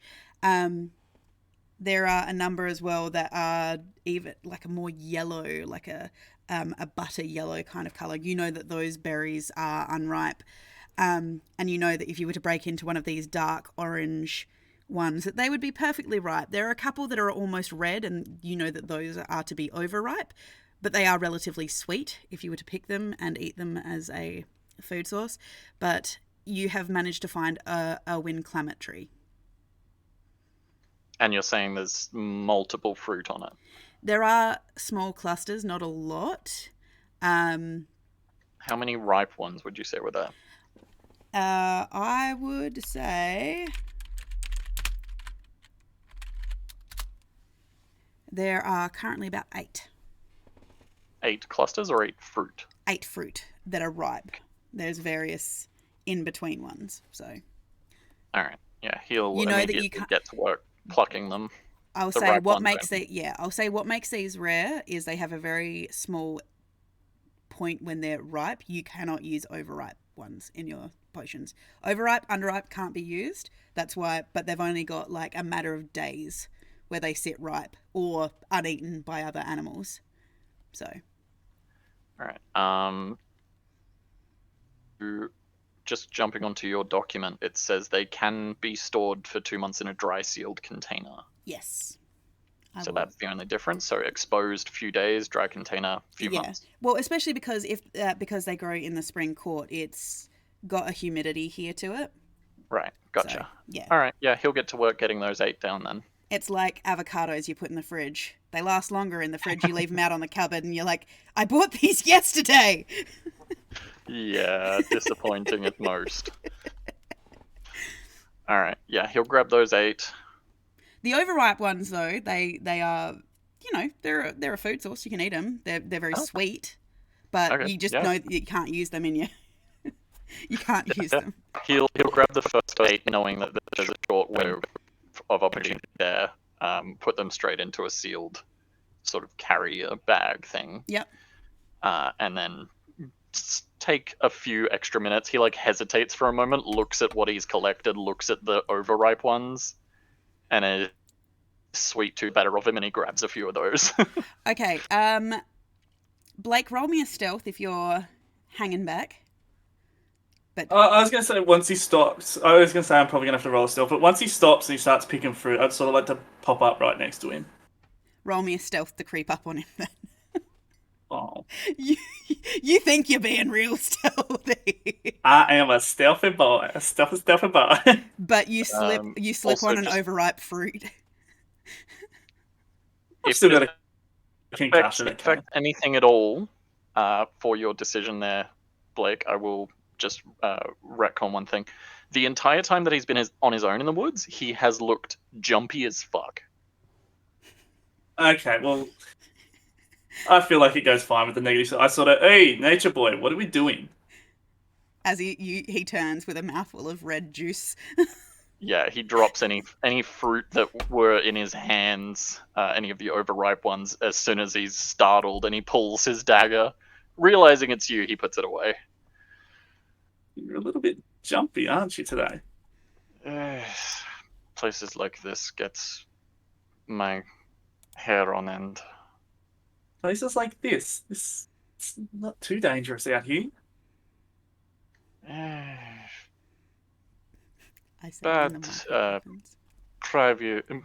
Bad prior experiences. Ah, the bad juju. Yeah. Well, I start picking up the fruit that he's dropped. Look, I don't really know what's going on with Crisis, but it seems to be sort of under control now. He's a little bit pissy, but we probably should head back and get this show on the road, if I'm being honest. Understood. I just figured after having what we found on the roadside that we might be in luck if this region was this bountiful, and looks like we were. Wind Yeah, look, climate trees are very rare. a lot of stuff grows here in abundance. We're pretty lucky in that sense. Absolutely. These ones, and he holds up the overripe. These are perfectly good. They're nice and sweet, but if you get them at just the right time, some of them have some incredible healing properties. I will remember that. I don't really know too much about the sort of the potions and that you make. If I'm being honest, I sort of rely on my own sort of abilities to heal myself. But if you say they're good to eat, I'll grab a few for everyone else. Yeah, of course. Hey, do you have any kind of sealed containers, like a mess kit or something like that? I would love to inform you that my inventory is empty. All right. Well, if you have the fortune of coming across one of these in the future, make sure you grab them between these two shades. It's sort of like a darker orange, but not a full red. Okay, I It's will a very keep that in small mind. window of opportunity. And I basically, with the holding the tip of my poncho, fill the rest of my poncho up with edible sweets. Cool. And then we'll head back. You make your way back. It takes another 10 minutes or so. So all around, Crisis, Rick, Breeze, you've been sitting in the car now. 10 minutes passes, 15 minutes passes, and eventually, at about the 20-25 minute mark, you see Hasa and Blake appear from the forest. Blake seems to be holding his poncho out in front of him, like a bit like a washer lady. He seems to have something, have collected something that he's bringing towards you.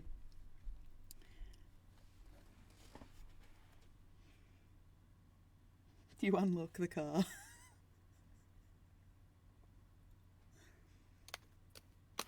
Well, I never locked it, so yeah, they're able to get in just fine. I climb in the middle and plump down in the middle of the middle set of seats. Hasa walks up to the car, realizes the seating arrangement, and hops in the boot with Rick. So it's 2, 2, and 2 now. Yeah. Oh. Great. I Reese chuck looks out the Crisis a window and fruit. does not pay attention to anybody. I chuck Crisis a fruit. I chuck one in the back to Rick. I will say they're Breeze. a similar size to a cherry, by the way. Just so you know. Okay, sweet. They're only little boppers. What the hell are these things? Wind climate fruit. Very They're rare. sweet. Super sweet. They grow around these parts. They won't give you the. You're so just. Oh, you're a real glass half empty sort of fellow, aren't you? It means it needs topping up. Rick, the cigars you carry around with you, the smell is very familiar. That's a goodberry, yeah? Yeah. These things, if you catch them at the right time, goodberry turned up to 100. But I can't smoke it. No. I place a few on Breeze's lap while she's looking out the window. I'll eat it. Roll for foodgasm. It is very sweet, Rick, on your tongue. It's, I would say that it is akin to a watermelon jelly belly. So sweet, fruity. It's got a little bit of a tang to it, but not too much at this overripe point. But yeah, it's very sweet. You would think that the only thing that you would have tasted similar to this is maybe I don't know, a boiled sweet kind of thing. But the texture, it is immediately squishy. It doesn't have a big seed in the middle or anything like that. It's just unlike a cherry. It just as soon as you put it in your mouth and bite on it, it just almost disintegrates immediately into just this sweet pulp. Texture similar to mango. Not bad. A lot of the ones we found were a little overripe, but I did manage to find some just right, so they'll be perfect if we get in trouble. Should they be eaten now, or do they expire quickly? She's These still looking out the window. These ones, maybe a day or so at most. Okay. I took them in my bag.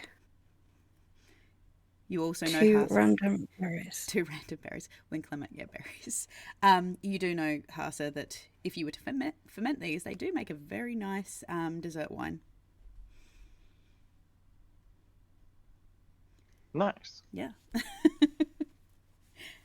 With everybody in the car, Sebastian starts the car up and starts to trundle down the road further as everybody... Like, the vibe check in this car right now is notched up to 100. It is just uncomfortable. Awkward silences. Blake's forte. There's not even any music on the radio.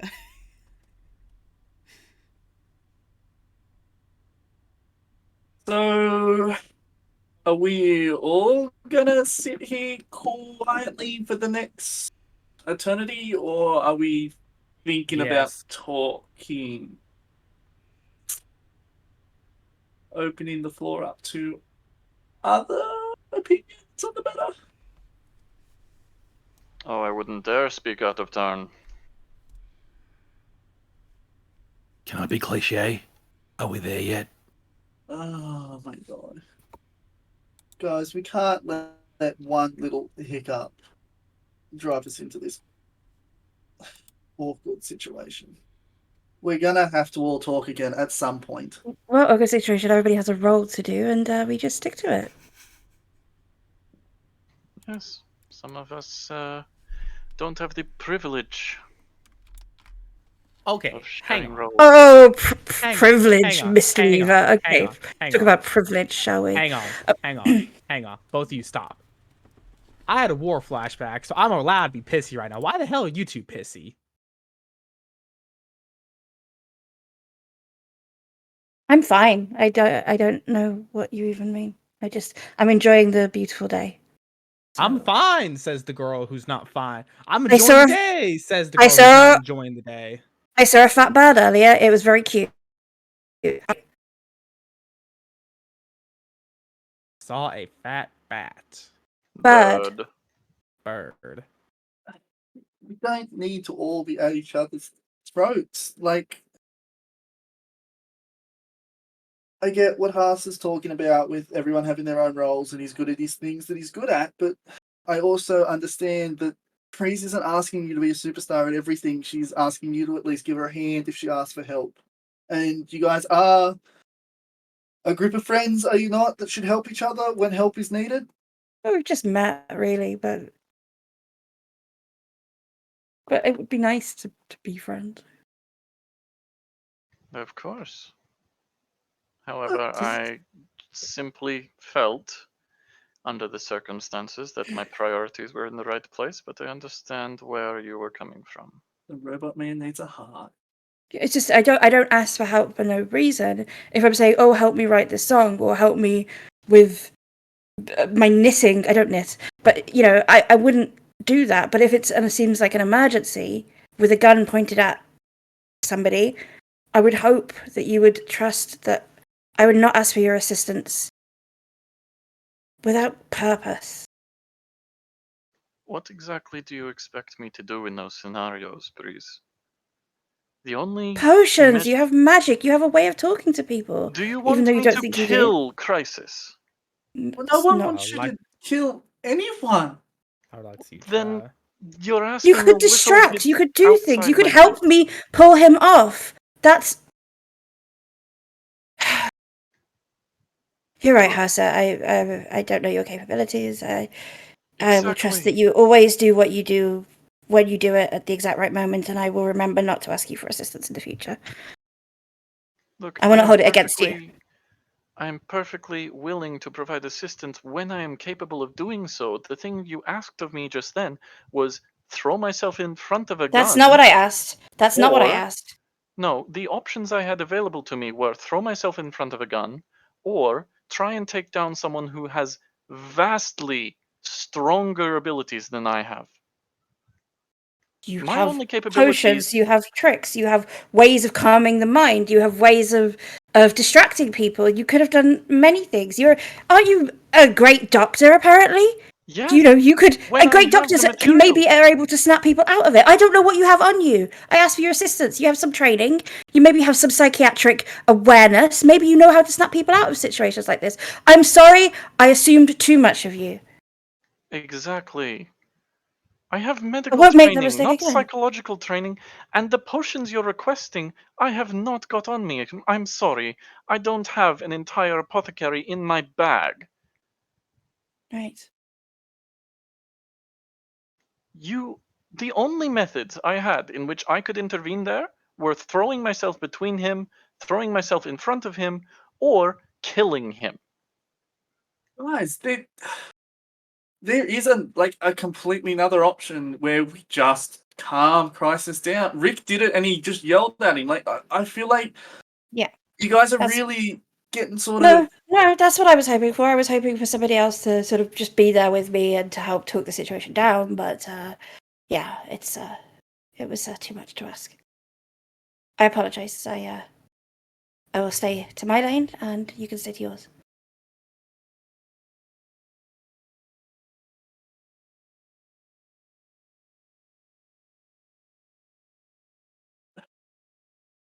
guys, we can't. We've been on the road for like 2 hours. You two need to really make up on this one. I mean, Rick and I are the ones that had the gun pointed at us. We don't need to make up. I think we have an understanding now. I didn't realize what I was asking, and I apologize, Hasa.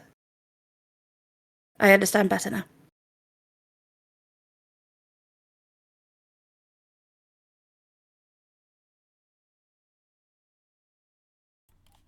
And as everyone stares grumpily, stubbornly out the windows, that's where we're going to take a quick break. So we will be back in 5 minutes.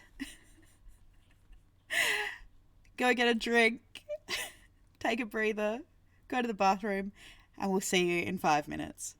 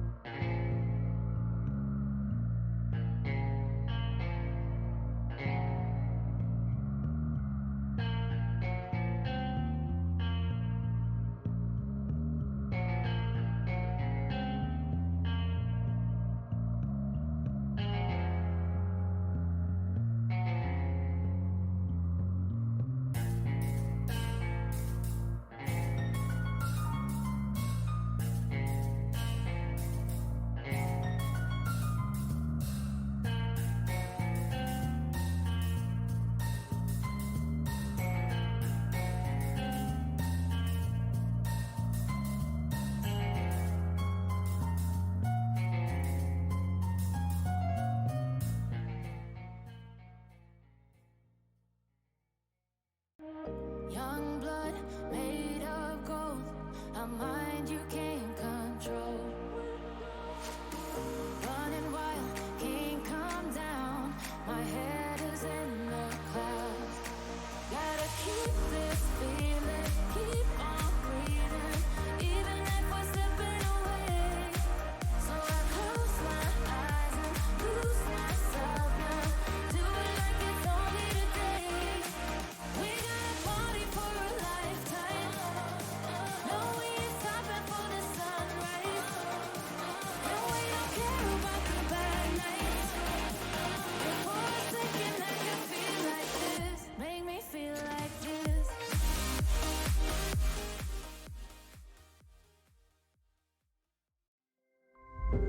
Children used to run and play. Look at all the mess we made. Guess I never know where it went wrong. Sometimes I feel like all that's sad, 'cause viral then people forget. In this crazy world I don't belong. I see fire burning but I close my eyes. I'd rather deny that everything is falling out of place. I see trees ripped from the ground but nobody makes a sound. I see fire burning but I'm fine. No, I'm nobody.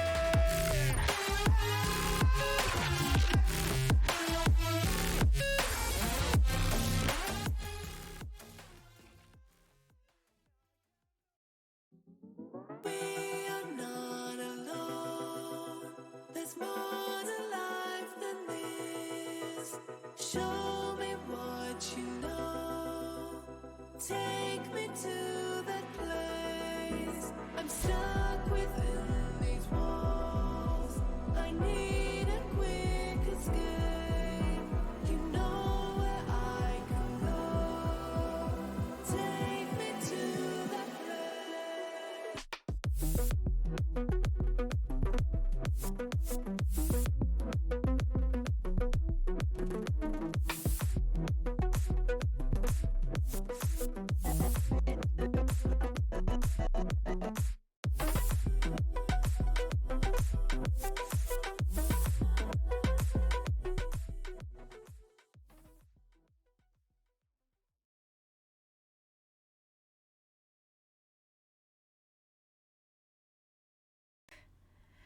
Taint. I didn't take Welcome break. back, everybody, as everyone loads in. Welcome back, everybody. I hope you enjoyed your break. This is a great time. Woo! Brief recap. Everyone got yourself. angry. Everyone suffered PTSD. It is fantastic. Yay. Hasser and Breeze feud begins. The Haas and Breeze feud begins. Legend for toes. Enemies to lovers. Yeah. Here we go, peeps. No, you shut the fuck up. I'm not playing into that cliche. Fuck that. Are we Team Hasa or Team Breeze? Make a choice, everyone. I don't want to see the answer. Oh. I am completely team traumatized crisis. So Oh, you've always were on the team. Don't worry. I'm Team Rick. hey, I'm sorry. I will say this. I can't be team traumatized crisis right now. I haven't put a single kobold in yet. Uh-huh. Well, we've already got one. I think one you person have, on actually. the Breeze train. Oh, the Riz. Either one, if you're listening and are able to set up a prediction, why don't you set up a prediction for who do we think Don't. would win in a fight between Breeze and Hasa?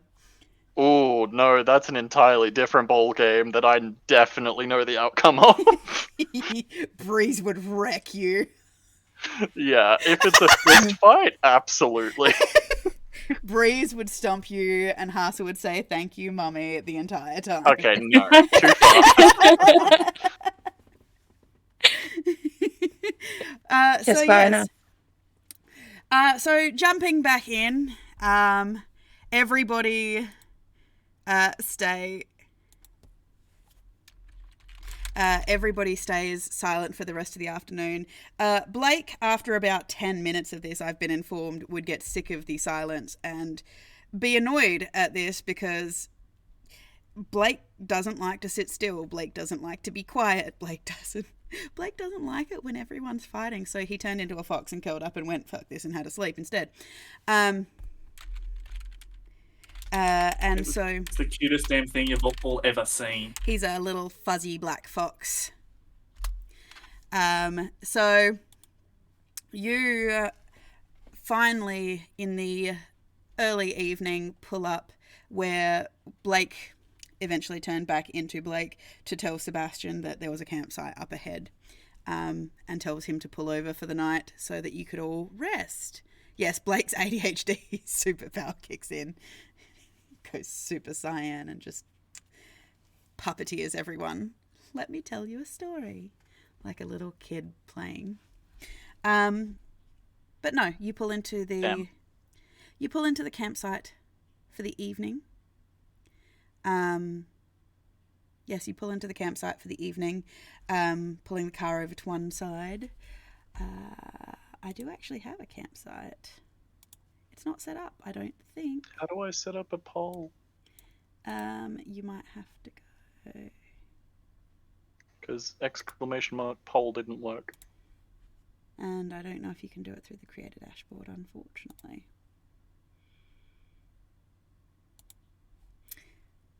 Okay, I'll put a poll. What do we think the poll should be? What's the prediction?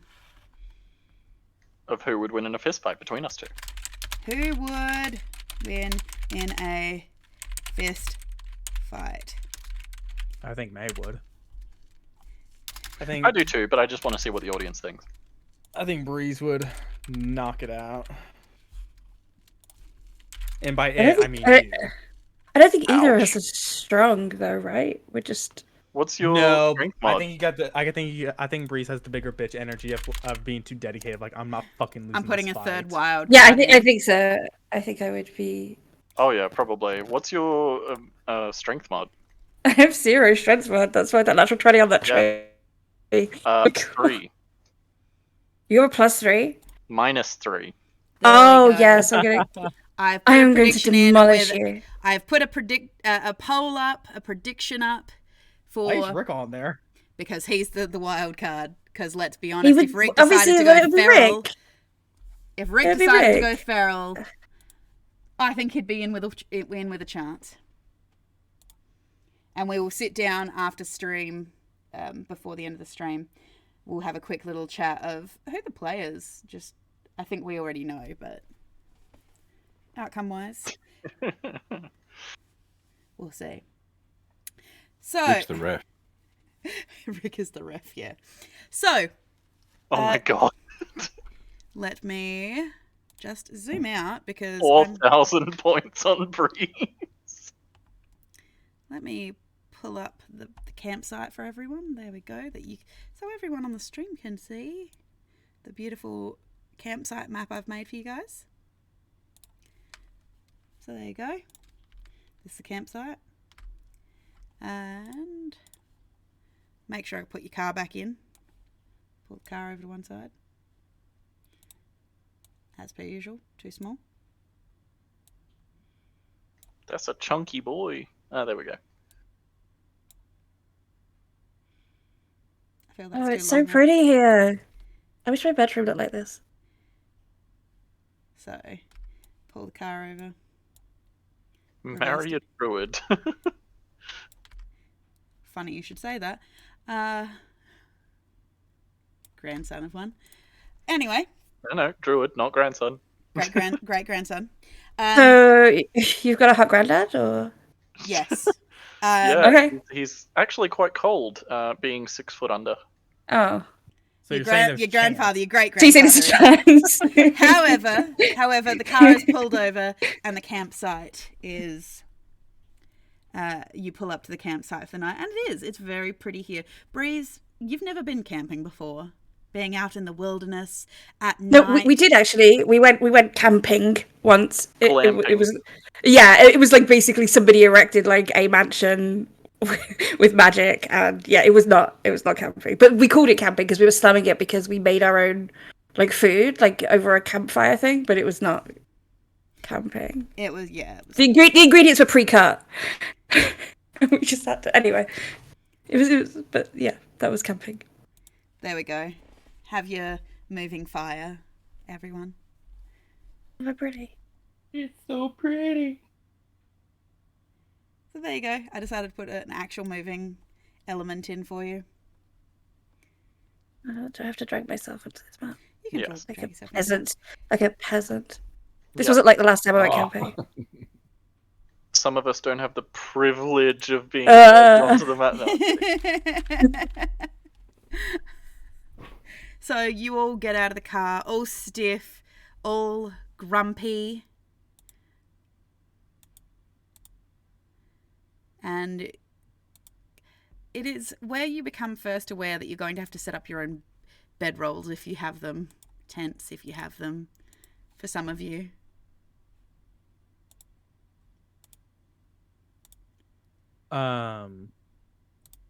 Before I get too settled into setting up my for the night, I'll ask Blake final time. All right, where's the nearest river or stream or lake or whatever? Is there a body of water anywhere near us? Is there like Right. we've travelled a fair bit. There's got to be Yeah. some sort. And also, we're not talking about like this isn't. It doesn't have to be a Great Lake. This is like a Yeah. spring place with like lots of rain. So there's going to be like Yeah. small ponds and stuff everywhere. Yeah, there's like from here, Blake, you know this camp. You've been to this campsite before. You know there's one maybe a 5-minute walk south. Look, there's water up ahead. Do you want to? Yeah, it's a Go small. for a dip? It's a small spring. Okay. I'll leave my bag in the Jeep for right now, but I'll take my rifle with me, and I'm just gonna go off About time. You take your rifle off. This is where I attack you once again. No. I'm keeping my bag here, but I'm taking my rifle with me. You take your bag off and you take your rifle and you start heading south in the direction that Blake indicated. He said it'd be about 5 minutes. I call out to everyone and say, "Come on, we're going swimming," and I chase after Crisis. No. I don't move. I want alone time, Blake. I don't want to be around people right now because I've been around all y'all for the past 48 hours straight. I want. I begrudgingly to tromp myself. back to the camp and not going swimming. So, Rick, know any ghost stories?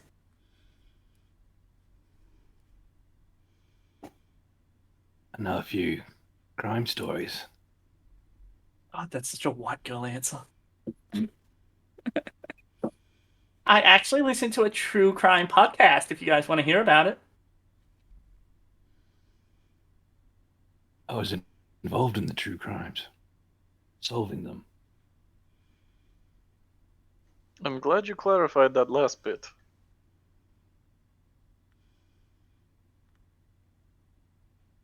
So, Rick, is there a story you can bear to tell?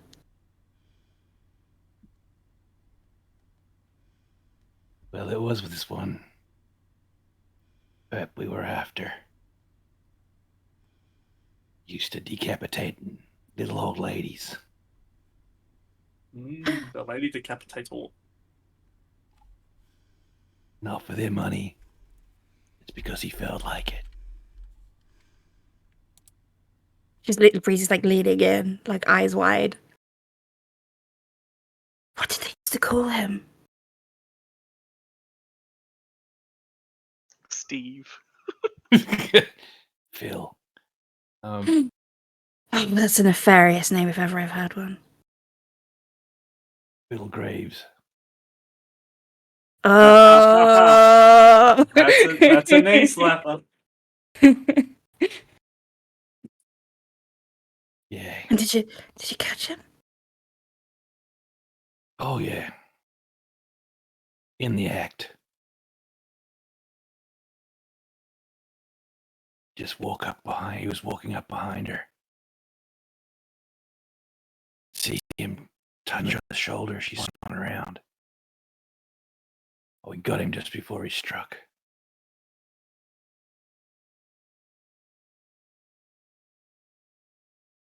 Saved her head. So you have a bit of a thing for old ladies, Rick. No. Watch just you telling this story about this lady you saved, and then you also tell me about the lady that you were in love with on the boat. I I don't was know, not man. in love with that lady. Breeze told me otherwise. Does Gladys know about this woman you saved? Did you tell her that your heart belonged to another? Because Gladys is gonna be crushed. You're a real heartbreaker, Rick. I give Breeze a dirty look.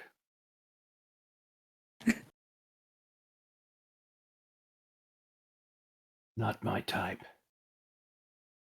Oh, so what is your type?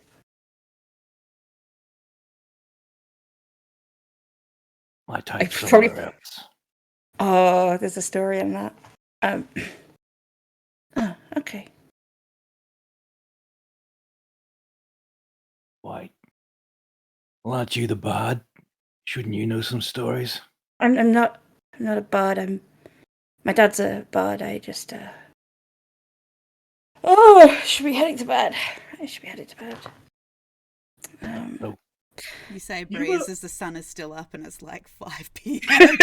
What? Is the sun still up? Why are we camping then? Because we're tired, and God said we had to have a rest. You've been driving for like 12 hours. Have a break. Gotta hit the hay.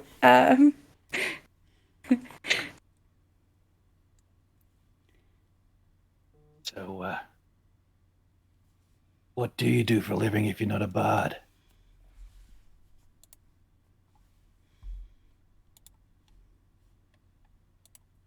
Wow, she's really giving you the cold shoulder. Do for a living. I'd say I'm still studying. So a bit of a gap here. Are you really a princess? It's getting. Oh wow, it's getting so late. I gotta. Oh, don't dodge my question. You answered Rick's. The sun's still up.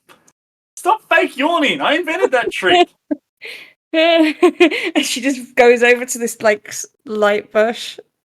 Actually, no, I'll tuck into this one. Just rolls out a bedroll. It's like, good night, guys. Grace? Answer my question. She rolls over on her bedroll, just like, no. I'd like to sort of crouch down in front of her here, and I'm lightly poking her cheek. Breeze, answer the question. Are you a princess or not? Ferrets, oh no. Ah! Rick, help Well, she me out didn't here. deny it. She Take it didn't that way. deny. Maybe roll a history check. What does the Spring Court have princesses? Even like, would you know this? You're from here, right? Yeah, you are from Oh. here, so roll a history to see if you. Well, did you pay? Well, first of all, did you pay attention to like the? Did anybody politics? mention your name or something that sounded like your name at one point in time, and then you? Blake, princess, doesn't rhyme. I don't know. You can roll Sure. a history. You can roll a history. You would have had to go to school, whether you're on. I went to school. I know things about stuff. You have stuff here. Then Went yes, to school. Didn't you learn d- anything. Went to then- school. Yes, you do know that the Aladrin courts do have princes, princesses, and they call them lieges as well. If they are, Oh, my liege. if they don't go by prince or princess, which is obviously gendered, they go by liege. So because that is entirely an option, and so you do know, but you weren't in the conversation with the knight captain, so you don't. I don't actually think you know Breeze's last name. No, I don't. No, so she could be, she couldn't be. Who knows? I mean, the thing about Breeze is you, like I said, you know that the Eladrin courts have princes and princesses and royalty, but that's it. They're Eladrin. Breeze is very clearly a tiefling. If I promise to stop asking about it, would you not go to sleep? I'm just sorry. I don't even hear what you're saying right now because I'm so clearly asleep. You're answering me! Oh, dreams are so magical. What's happening? This raccoon is talking to me. I don't know. I'll roll over a bit and be like, "Oh, is it morning already?" Yes, it's morning. Now get up. We're not sleeping yet. We haven't even told any good scary stories. Also, Crisis hasn't even come back from washing his face. I want to lean close to Blake's ear and just say, "Don't tell Rick. I acted like I was impressed, but his story was slightly disappointed. I thought there'd be more guts and terror." So did I. That's why I was hoping we'd keep telling scary stories. I know, but if that's his best one, or do you think he's building up to, like, better ones? I don't know. He's old and senile. Who knows what he's building up to? Is he? Is he? I mean, well, for Raken, he's... Actually, you don't know his age. You've never asked his age, I don't think. So, you don't know. I don't know. He's small and crouchy then. I think he has a deep, rich sadness inside of him, though, and that's beautiful and poetic. Anyway, I can feel all the hair on the back of his neck rising like he's being talked about.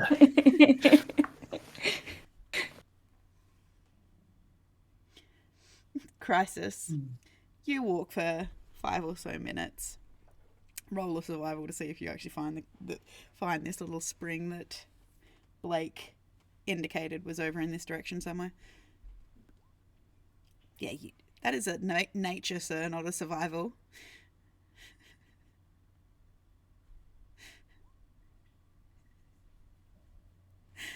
I mean, to be fair, if it was the other roll, it would be a 21, not a 22. Yeah. So you wander through the woods a bit, and eventually you do manage to find the spring, given away by the sound that you can hear the gentle burbling of the water, as there is a small little waterfall. It's not very high, it's just a series of rocks tumbling down. It doesn't appear to be a very deep spring, at least at a first glance. Maybe waist deep at best at that. But you do manage to find it. You can see in the growing pale twilight the glowing of fireflies and other light bugs around this area. This forest, this place in the Spring Court, you've noticed that there always seems to be this presence of light that seems to carry in the form of the bugs, the just general atmosphere through the air, through rampant, just vague pixie dust, or even the pollen. And as it has been starting to get darker, some of the trees are starting to glow. The trees and plants some of them are starting to glow bioluminescently. And it's just very peaceful.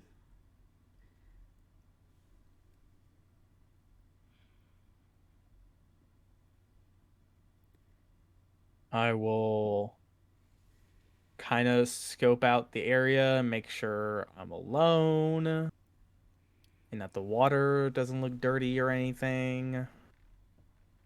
The water is moving, like it is moving water, so from that you can ascertain that it is most likely fresh and safe to drink from, because it is still continuing to flow on. Like, while it is a spring, it is continuing to float on and stream further down, basically heading towards the out towards the ocean, as you can tell. So it does seem to be fresh. You are far enough away that you can't see the light of the campfire, but you can just in the distance kind of hear the group talking, but not loudly. So far enough away that you can still hear them, but not actually see them. Okay. I will set my rifle down to the side Perfect time to attack you. I swear to God. I will summon the standard and just kind of plant it in the ground. And I will stick my head into the river, submerge it, and just scream as loudly as I can. Okay. You may do Very so. muffled.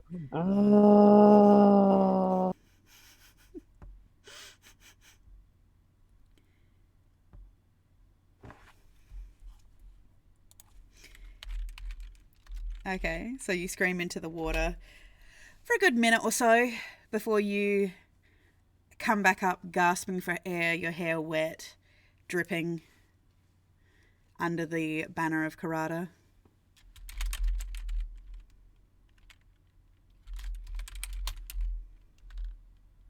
With the frustration out, Crisis will kind of sit there and just think and try to place names to the faces he saw.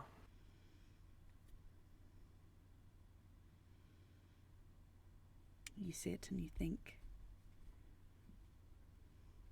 Okay. I believe, Blake, you did mention that you wanted to keep an eye on Crisis. Yeah, I just sort of want to make sure he doesn't wander too far off the beaten track, in all honesty. Well, as he does kind of turn a little bit of a corner heading towards the stream, he does disappear out of view. So it is up to you if you would like to follow him or not. No, I'm still poking Breeze. She's ignoring me. Okay. So that's fine. You don't... Actually, roll me a perception with advantage, because you're kind of keeping an ear out. Thank you for the subscribe, Nate. And the follow. We love that. You're rearranging. It's going all in today. Blake, you do hear a vaguely muffled noise. You're not really sure what it is, but it's a vaguely muffled noise coming in the direction of Crisis, where Crisis is at the stream. Oh no, Crisis is being drowned. I stopped poking Breeze for a second, and my little ears twitch a little bit. Wait, you're still poking me while I'm awake? Yep. Okay. Ow! Stop. Stop hitting yourself. Stop hitting yourself. Stop hitting yourself. You were ignoring me. Now you get poked. So am I? But if you rearranging furniture. Babs is shopping. Fuck, I've let the bird out of the cage. I guess I can't. I just heard gurgled noises. I don't really. Does that mean much more than that? Gurgle noises. It's up to you what you want to do with that information. I stopped poking Breeze. I'm gonna go check out Crisis. I'm a little bit worried he may actually be drowning at this point in time. So now it's happening, but now that they're gone, I'm like,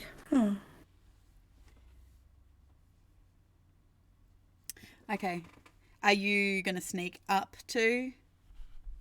Nah. I'm not a stealthy boy. You can always attempt. You never know when you get a natural 20, man. Let's watch this amazing not stealth. Oh yeah, no, I am super stealthy. That's great. That's fantastic. You wander up the path. There is a pathway here to the stream because obviously, because this is a campground, people would come here quite frequently or stop here. So it is a well-walked path. But you're not trying to keep quiet or anything like this. As you round the corner, you do see Crisis sitting there just looking out over the water. A large red banner. There's a stick holding the standard aloft, like a pole holding the standard aloft and open. It does appear to be a war banner of some description, a war banner or a church banner, with a gold hand on it, and some writing and whatnot. You can't quite read it in the darkness here, as the growing darkness. As the lights are kind of... Funny way to tell me I don't know how to read. No, you just can't. Can you read in the dark? I have got dark vision, thank you very much. So Okay. maybe I can. Okay, then you can read it in the dark.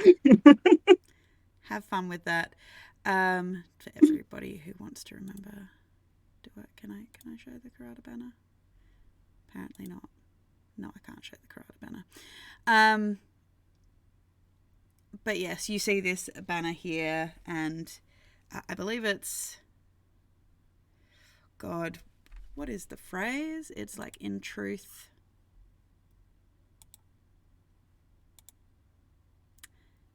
Well, this is great. I love this. Oh, here we go. Names this after my heart. Here we go. This is the banner. That's what it looks like. Yes, Nasha. I agree. You can't actually read natural. It doesn't matter how much night vision you have, idiot. So yes, What you do see you this think? banner sitting in the dirt. Crisis,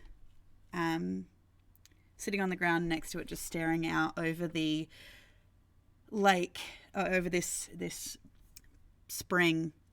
As you walk up and you're looking at him, you can see his shadow stemming from behind Crisis up onto the trees and rocks behind him. But it doesn't match his physical form.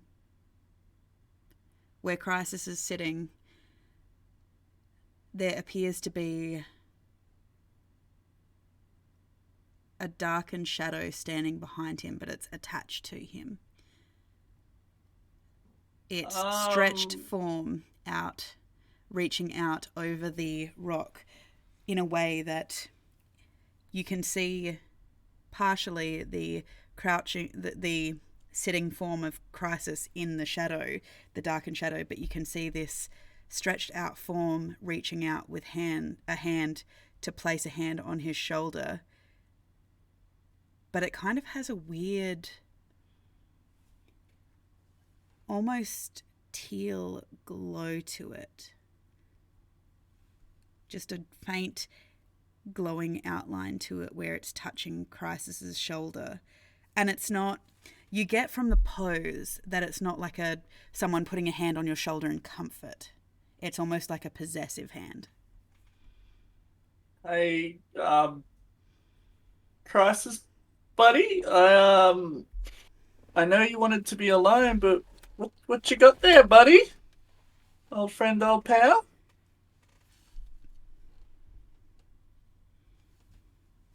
What do you mean? What have I got there? Just your flag and your menacing shadow buddy standing there menacingly? As you turn, Crisis, your shadow is just you sitting.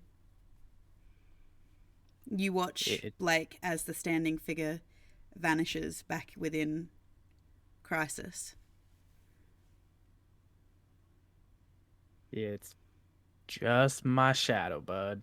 Do you jump at your own shadow? My shadow's not normally bigger than me, straight behind me where there's no light source and there's not normally a giant flag next to it. Is that normal? The flag is mine. Don't mess with it. I didn't really plan on it, but is this? So you're telling me you didn't see a shadow man or woman? No, it You was mean very my physical. It was shadow? very physical male. It was very physicality. It looks male. So it's just you and your flag sitting on the beach or the edge of the watering hole? No one else? And my rifle, if you want to count that. I more wanted to count I was hoping you knew the shadow thing more than anything. There is no shadow thing. It bud. seemed to know you. I'm gonna leave you to your weird, spooky dip in the lake. But do come back to the rest of the group soon, and if you ever want to sort of talk about what happened earlier, I mean, I'm sure some, if not all of us, would be happy to help in any way we can. We are, I mean, I'm going to overstep and say friends after all, but we've had some good times. Thanks. Like, I appreciate it. Well, just be careful of the giant shadow thing. And I finger pistol and walk my way out of there because I don't want to borrow this. Blake, as you walk away, you hear the faint sound on the breeze of just Who's on breeze? ha ha ha ha ha. I knew it was coming. That's gonna happen. You hear so the faint much. sound carry to your sensitive ears on the breeze. The sound of boyish laughter, cruel boyish laughter.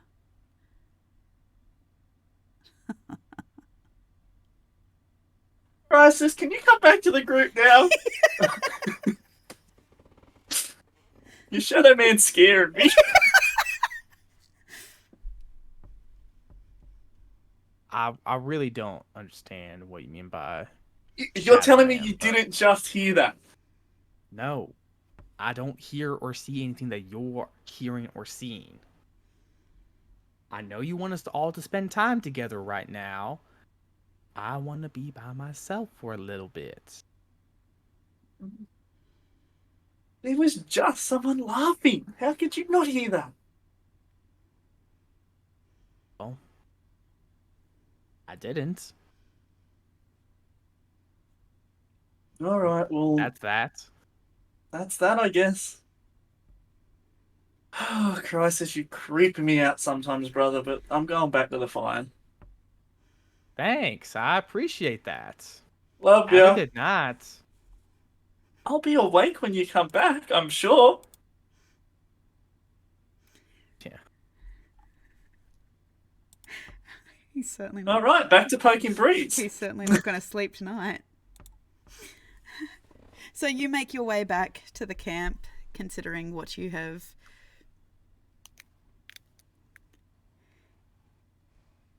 I sit down back where I was.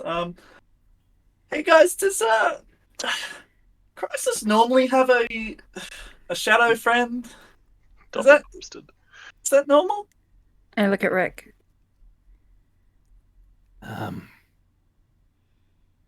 Actually don't know that much about him.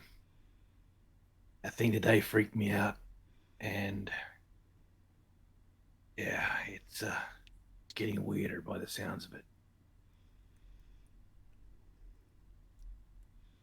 Because I just he doesn't. I mean, he doesn't seem to be aware of the fact that there was a shadow man maniacally laughing and resting his hand on his shoulder, but I mean, he also doesn't trust me, so he could just be lying to me. I think we should keep an eye on him and make sure he's okay, personally. I mean, I've grown concerned, and I'm trying to keep an eye on him, and yeah, hopefully everybody has my back. Yes, we'll keep an eye on him. I'll keep an eye on him. I better keep an eye on him. Should Rick? Do you want to check on him now, or? Yeah, maybe someone he's a bit closer with. He did just tell me he wants to be alone, but Well, sometimes people do need their alone time. Perhaps we should give it to him. But if we hear screaming or cackling or weird childish laughter, we should just be prepared to move. And if he's not back within the hour, then We'll go looking for him. okay. Plan. Teamwork. Colleagues. friends. Yeah. Anyone got any scary stories now that Breeze is awake? Harsh, what are you doing over there? Maintaining the fire, and you can tell that he has just been sort of pacing into the woods, out of the woods, placing firewood, into the woods, out of the woods, placing firewood. You have also heard, Breeze, that he has been mumbling a song to himself. It is a song that you yourself know well, because it is a song that comes from the Eladrin people. I believe it's the third verse The last. the last verse of the an Eladrin song.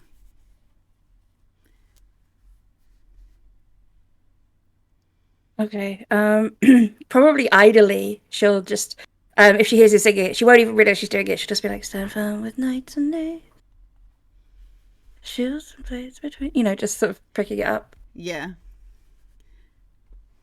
Is that a melody I hear over there? Are you starting to enjoy yourself? What? No, I'm sorry, I was staring at the fire. I heard ya. Can't lie, these cute little fox ears. But she didn't realize she was singing. She's a bit confused. She's like, What was I singing? I think Hasa's singing. Actually, Haas is more mumbling. You're more of the artsy singer of the group. So, do you have any ghost stories? I've got plenty of stories. Some scary, some funny, some legally I'm not allowed to tell anymore because Bugsy told me they're banned. Ooh. Okay, start with a ghost story, and then after the ghost story, we'll be friends, and then you can tell the legal story because I'm sure it's illegal only for people who aren't friends. So we have to become friends quickly. I really like the way you look at the law. I like to just sort of bend them a little bit too. They're not In the law. there for free spirits. They're more of a guideline. You probably shouldn't do that, but Rick's If like, it's- I'm gonna have to arrest all these crackheads. Just about that song. Is it just like do I know anything about the lore behind it, or is it just a classic tune? Well, no, it. is it just like Sweet Home Alabama? It's one of those Classic songs. Ladrin tune, Yeah, no, So- it's one of those Eladrin songs that it is sang as a song as a way to pass it down, but it is also thought to go hand in hand that it is a warning. I'm not going to say the word prophecy because it's not per se a prophecy, but it's more a warning to essentially that something to stand together when things, because obviously enemies can lurk everywhere. Interesting that House is the one singing that when it's literally what I've been preaching. And then when it's pointed out to her that she has been singing along with it, she will sort of scoff to herself in the irony of it all, and then say, "Okay, Blake, tell us a story." Are you sure? Are your stories that good? Will I go run screaming into the woods in terror? I don't. And then you'll just have to come rescue me then if I do. Oh, you think I can rescue you? You better. I'll try my best. But did you know that these woods are haunted? She leans forward. No, tell me all about it. Yeah, no, when I was a kid, I was told very, very strictly not to camp in these woods. Kids go missing in here all of the time, and honestly, no one's really quite sure what does it. It's like very, very. We're told to stay out of these woods at all costs. We've lost children, the odd animal here and there, like. It's really hard to explain like just how often my mother told me to stay away from here and how often I broke that rule. It's just shadow people, in all honesty. From every account of everything that we've ever been taught and everything I've ever seen, people just go missing. They come into the woods, and the next morning you come out. There's a fire lit. There's food around. No people, no nothing. It's just gone.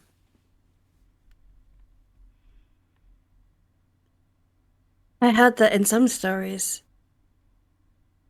people tell about this realm that beautiful people used to come and pluck them away in the night with promises of eternal youth and greatness and wonder. And they would go willingly to their damnation. That would probably explain why I've never been taken. You were never tempted? Not for eternal youth. I've always wanted to grow up faster than I could. Ah, yeah, but there are other things that can tempt a person. I do like money. Money? Not a whole lot, but it helps me buy my way out of problems I find myself in. There are some things that money can't buy. At That's that true. moment, Blake, you do hear a rustling in the trees, just like a faint whisper of a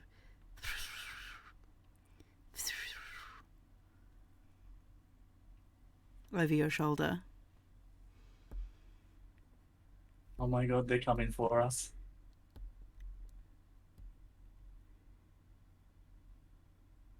Someone's getting kidnapped. It's as simple as that. The ghost of the forest.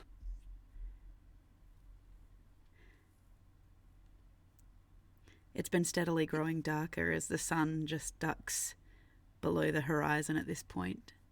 Does Blake tell us about the noise? Was that in character? Oh, that was in character. Oh, okay. Uh-huh.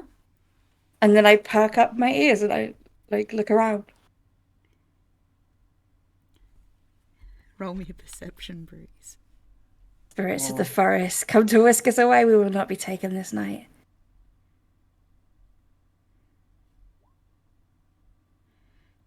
As you pause to listen with your joking with Blake,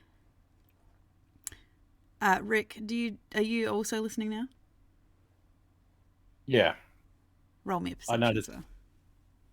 Harser. It's just Harser in the distance.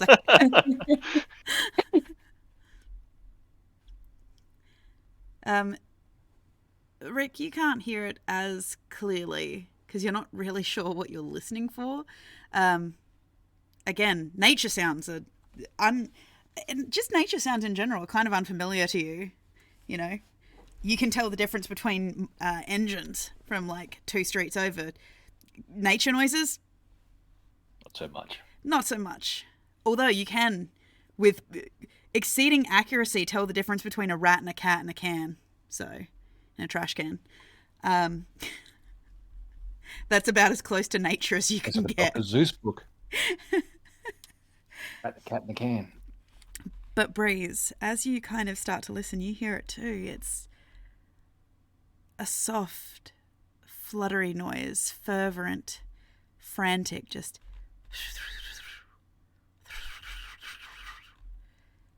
growing louder as it grows closer.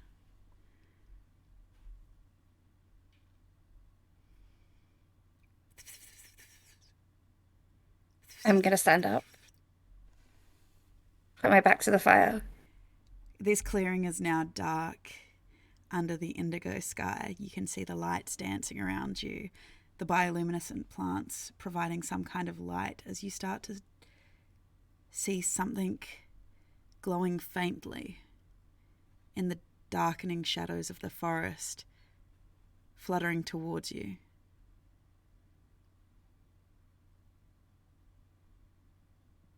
With that noise of soft flapping.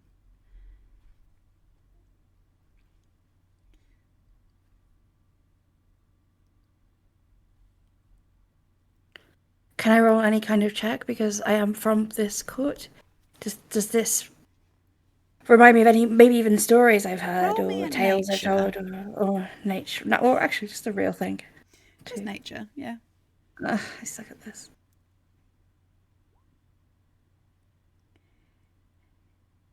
I'll also let you roll me a history and I'll decide between the two because nature is one thing. You're not really sure of things around like this is your logical brain and trying to figure itself out because you know that there are creatures that live in the spring wilds and things like this. Blake, also roll me a nature because again you're from this area. But you've read that. Well, this is the thing. You've read stories. You have yeah, you have read stories, you have, you know, fiction, non-fiction. There could be any number of creatures. It could be everything from microgriffins. It could be some kind of bug. It could be a sprite. It could be a will-o'-the-wisp. It could, there are a number of fey things that it could be that are in this area. You know that there are plenty of fey spirits that come out in the evening to tempt the unwary. Ooh, one thing. This is a campground, right? This is an established campground. Yes. And I think, is there not some sort of law around campgrounds? Like, this is like a haven almost. So I might even cry out like, could be, creature. Could be creatures, could be random travelers. It could be spirit, traveler spirits. But what I mean is, like, I think the spirit travelers would have to, like, you kind of can't attack people in like a haven. It's like a place of safety almost in a weird way. Exactly. So even if the creepiest undead fae walked out of the forest right now, it is considered very bad etiquette to attack them because this is deemed as essentially a place of sanctuary. But also for them to attack us. Yeah, they can't attack you either if that was the case. Mm-hmm. Yeah, I think I'll just stand up straight and tall and look imposing. Wait, did the 16 get me anything? The 16, again, that would be where you remember the lore of the camp. Oh, okay, cool. Yeah, I just stand up straight and tall and wait. Can I see which direction she's looking in? Certainly. You can also see this faint light. It's almost like a faint glow, like a moon glow, gently fluttering its way, kind of chaotically, but also frantic, heading in your direction. It's not particularly fast per se, but there's a moment where you see it pass through shadow, and you would assume that the glow would glow brighter in the shadow, but for a moment it vanishes, and as it comes back into contact with light again, it reappears as it gets closer. Whatever it is big. It seems to be fluttering, gliding almost, but it's big. It is easily at least 10 feet across. I don't call out for Hasa because he knows what he's doing. Hasa dies in the woods. What killed him? We don't know. I mean, like he said, don't ask me for anything. I know what I'm doing. I'll help in any way I can, so I don't call for him. Yeah. I've learned my lesson. If I can shout for Crisis, though, I will. You can shout for Crisis. I'll say, Crisis, I think it's good if you come back to the campsite now. And there's an edge to my voice that I'm adding on purpose, like it's my words are calm, but my voice is like my voice is saying something that my words won't.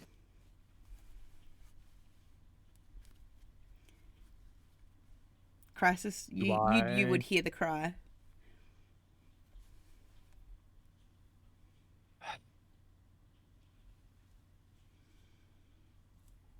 Fine. I will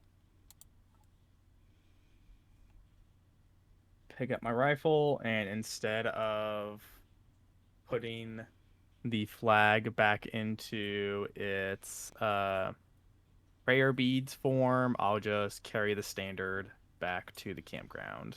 Yep. As you get back to the campground, it's getting closer now, that fluttering noise. Crisis, you can see that the others are very cautious and nervously staring into the woods coming from like this direction. Rick will make his way to the Jeep and press the horn.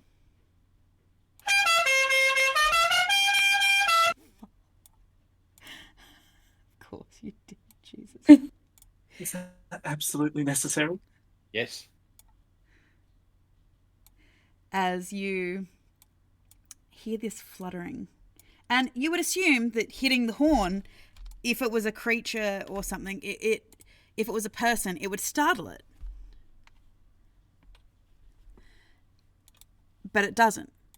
It continues fluttering in your direction. You start to realize that it's more than one creature, whatever's coming towards you, as you continue staring into the darkening shadows at this luminescent group of creatures that seem to be fluttering towards you. Got my revolver trained on it. Wait. Oh no, wait. Why are we being so hostile? We're not. We're hanging out. We're just chill. Oh, I'm standing up to greet a guest. Yeah, Rick's aiming a gun at our guest, but Oh, I didn't know that. Yeah, Rick's aiming the gun. put the gun Rick, down, Rick. There's no need for that, Rick. What the hell is it then? I don't know, but you don't start fights around a campsite. Called preservation. It's not called preservation, it's called manners, and we don't do that here. And as you say that, Blake, a stream of large 10 feet wide moths, glowing moths, flutter through this campsite. There's probably about 10 to 15 of them. They're chill, right? They're chill. They are fluttering their way through. Every now and then you see one vanish, and then 5 or 10 feet ahead of the group, it like reappears and continues on. See? Nothing to worry about. Their wings Plus- are like this beautiful bright oranges and blues and yellows that seem to have just this softly moonlight glow to them. The real thing we have to worry about is kidnappers, and in all honesty, they're going to take royalty here, and not us. And I point to Breeze. You watch as He looks around confused.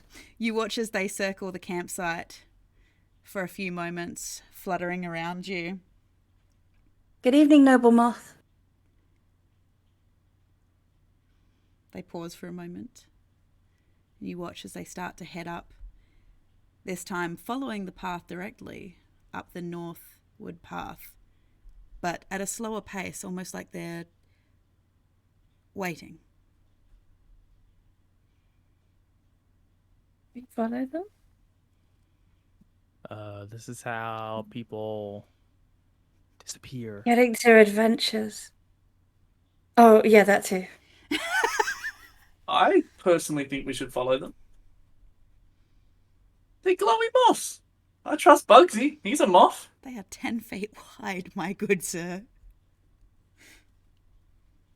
Are they pausing as though to ask us to follow them? Or are they pausing just in a moment of reflection against the light of the moon? You don't know. Can I read moth? Can you read moth? Roll for moth culture. What do you mean, do you read moth? Read, like read in wanna the sense of like, insight- you know, you wanna yeah, like read insight it. moth. Can I insight moth? Sure, as you walk up to one of the moths. Okay, nailed it. First time, every time. That's history. Well, that's history. That's history. Oh, I wrote the wrong thing. Yeah, so I get another chance. Yeah. Damn, she Insight really understands moth history. Breeze, as you pause for a moment, one of the moths, it's a little larger than the others. It has a glowing swirl-like pattern to its wings. It has this glowing swirl-like pattern that kind of denotes that this might be one of the older moths. You know that these are astral moths, by the way. If Breeze has moved closer, I'm going to stay within arm's reach of her. It reaches out one of its fuzzy little antennas. I reach out my hand. As it touches its antenna to your hand, you just hear, "Follow. Come, Okay. follow." Later. And I'm gonna follow. guess Wasn't so. Blake just saying something about people vanishing? Huh? Oh. Come to the everlasting shrine. Sounds fun. As she goes to walk off, I grab her wrist. Are you sure about this? What are you doing?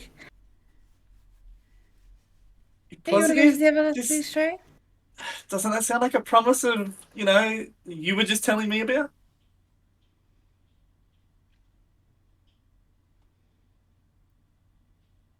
Does this my mind feel muddled, or am I fine? No, you haven't needed to make a wisdom save. It was No, talking. I It know. wasn't. It No, wasn't I think- casting a spell. It was literally talking telepathically to you. No, I think this is fine. I think it's just wants to show us the everlasting shrine, and who doesn't want it? That sounds cool. All right. That's what stories are made of. All the great bards, which I'm not even a bard, but all of the great bards have. Back where I followed come moths. from, what meant happens to- is they send a kid in, says, "Oh no, my mummy's in trouble." You follow the kid, they steal your car. and I ran after the moth. I look Breeze in the eyes and I'm trusting you, okay? If you trust him, I trust you. And I yell out that we're going to some sort of shrine. There you go. That's what it looks like, by the way. Now imagine that 10 feet wide. It looks big enough, by the Has way, that anybody you could played- ride on it. These things are big enough that you could ride them. Can I ask permission to get on the back? Yeah, this is how Breeze leaves the campaign. Never seen again.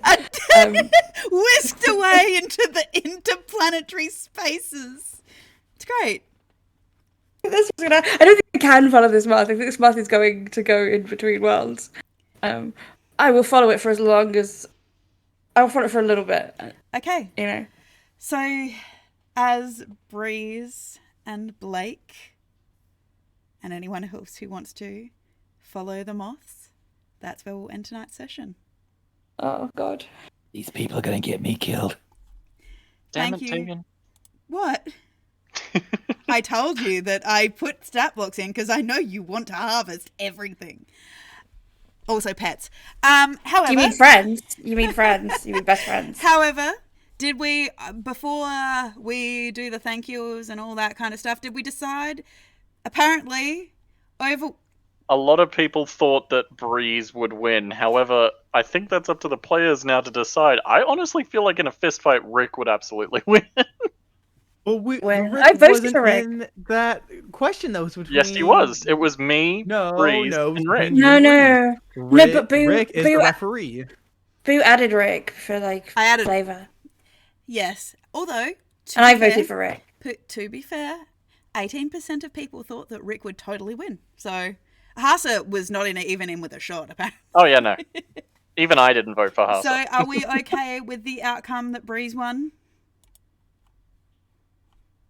I always win. Oh, yeah. Yep.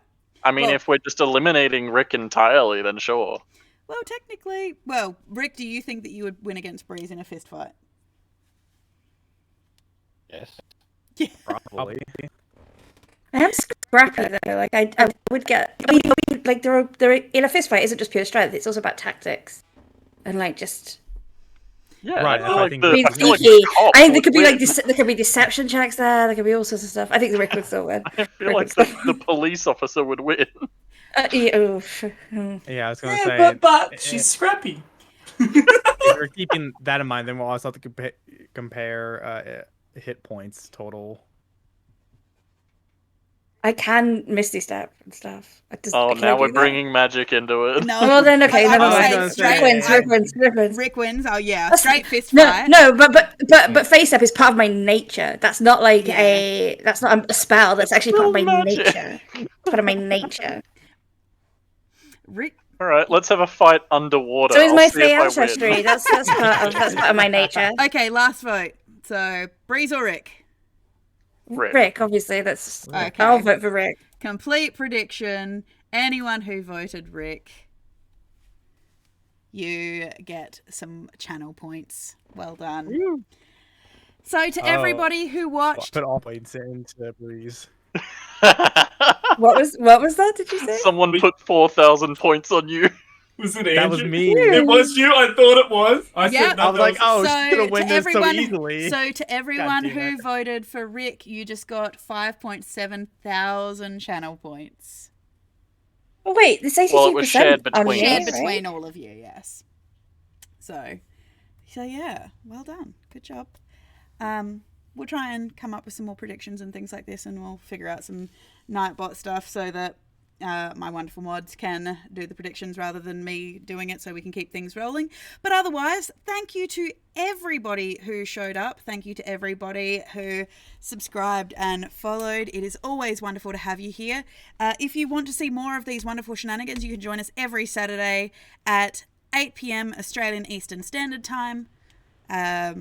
To actually watch this crazy, to see whether Breeze and Blake get kidnapped by a moth. Otherwise, you can catch us all on Twitch throughout the week, over on Evil One's channel for games of Star Wars, games of Power Rangers, an entirely grung party of D&D. Otherwise, you can see everyone's kind of status profiles and stuff down below if you want to go watch them. You can watch Uzumeka, Tide Runner, and Valcor and myself throughout the week. So I hope you have a wonderful rest of the evening.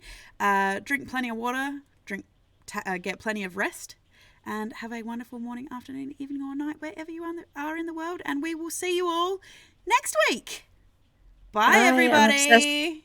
I'm obsessed with you. Bye. You haunt my dreams.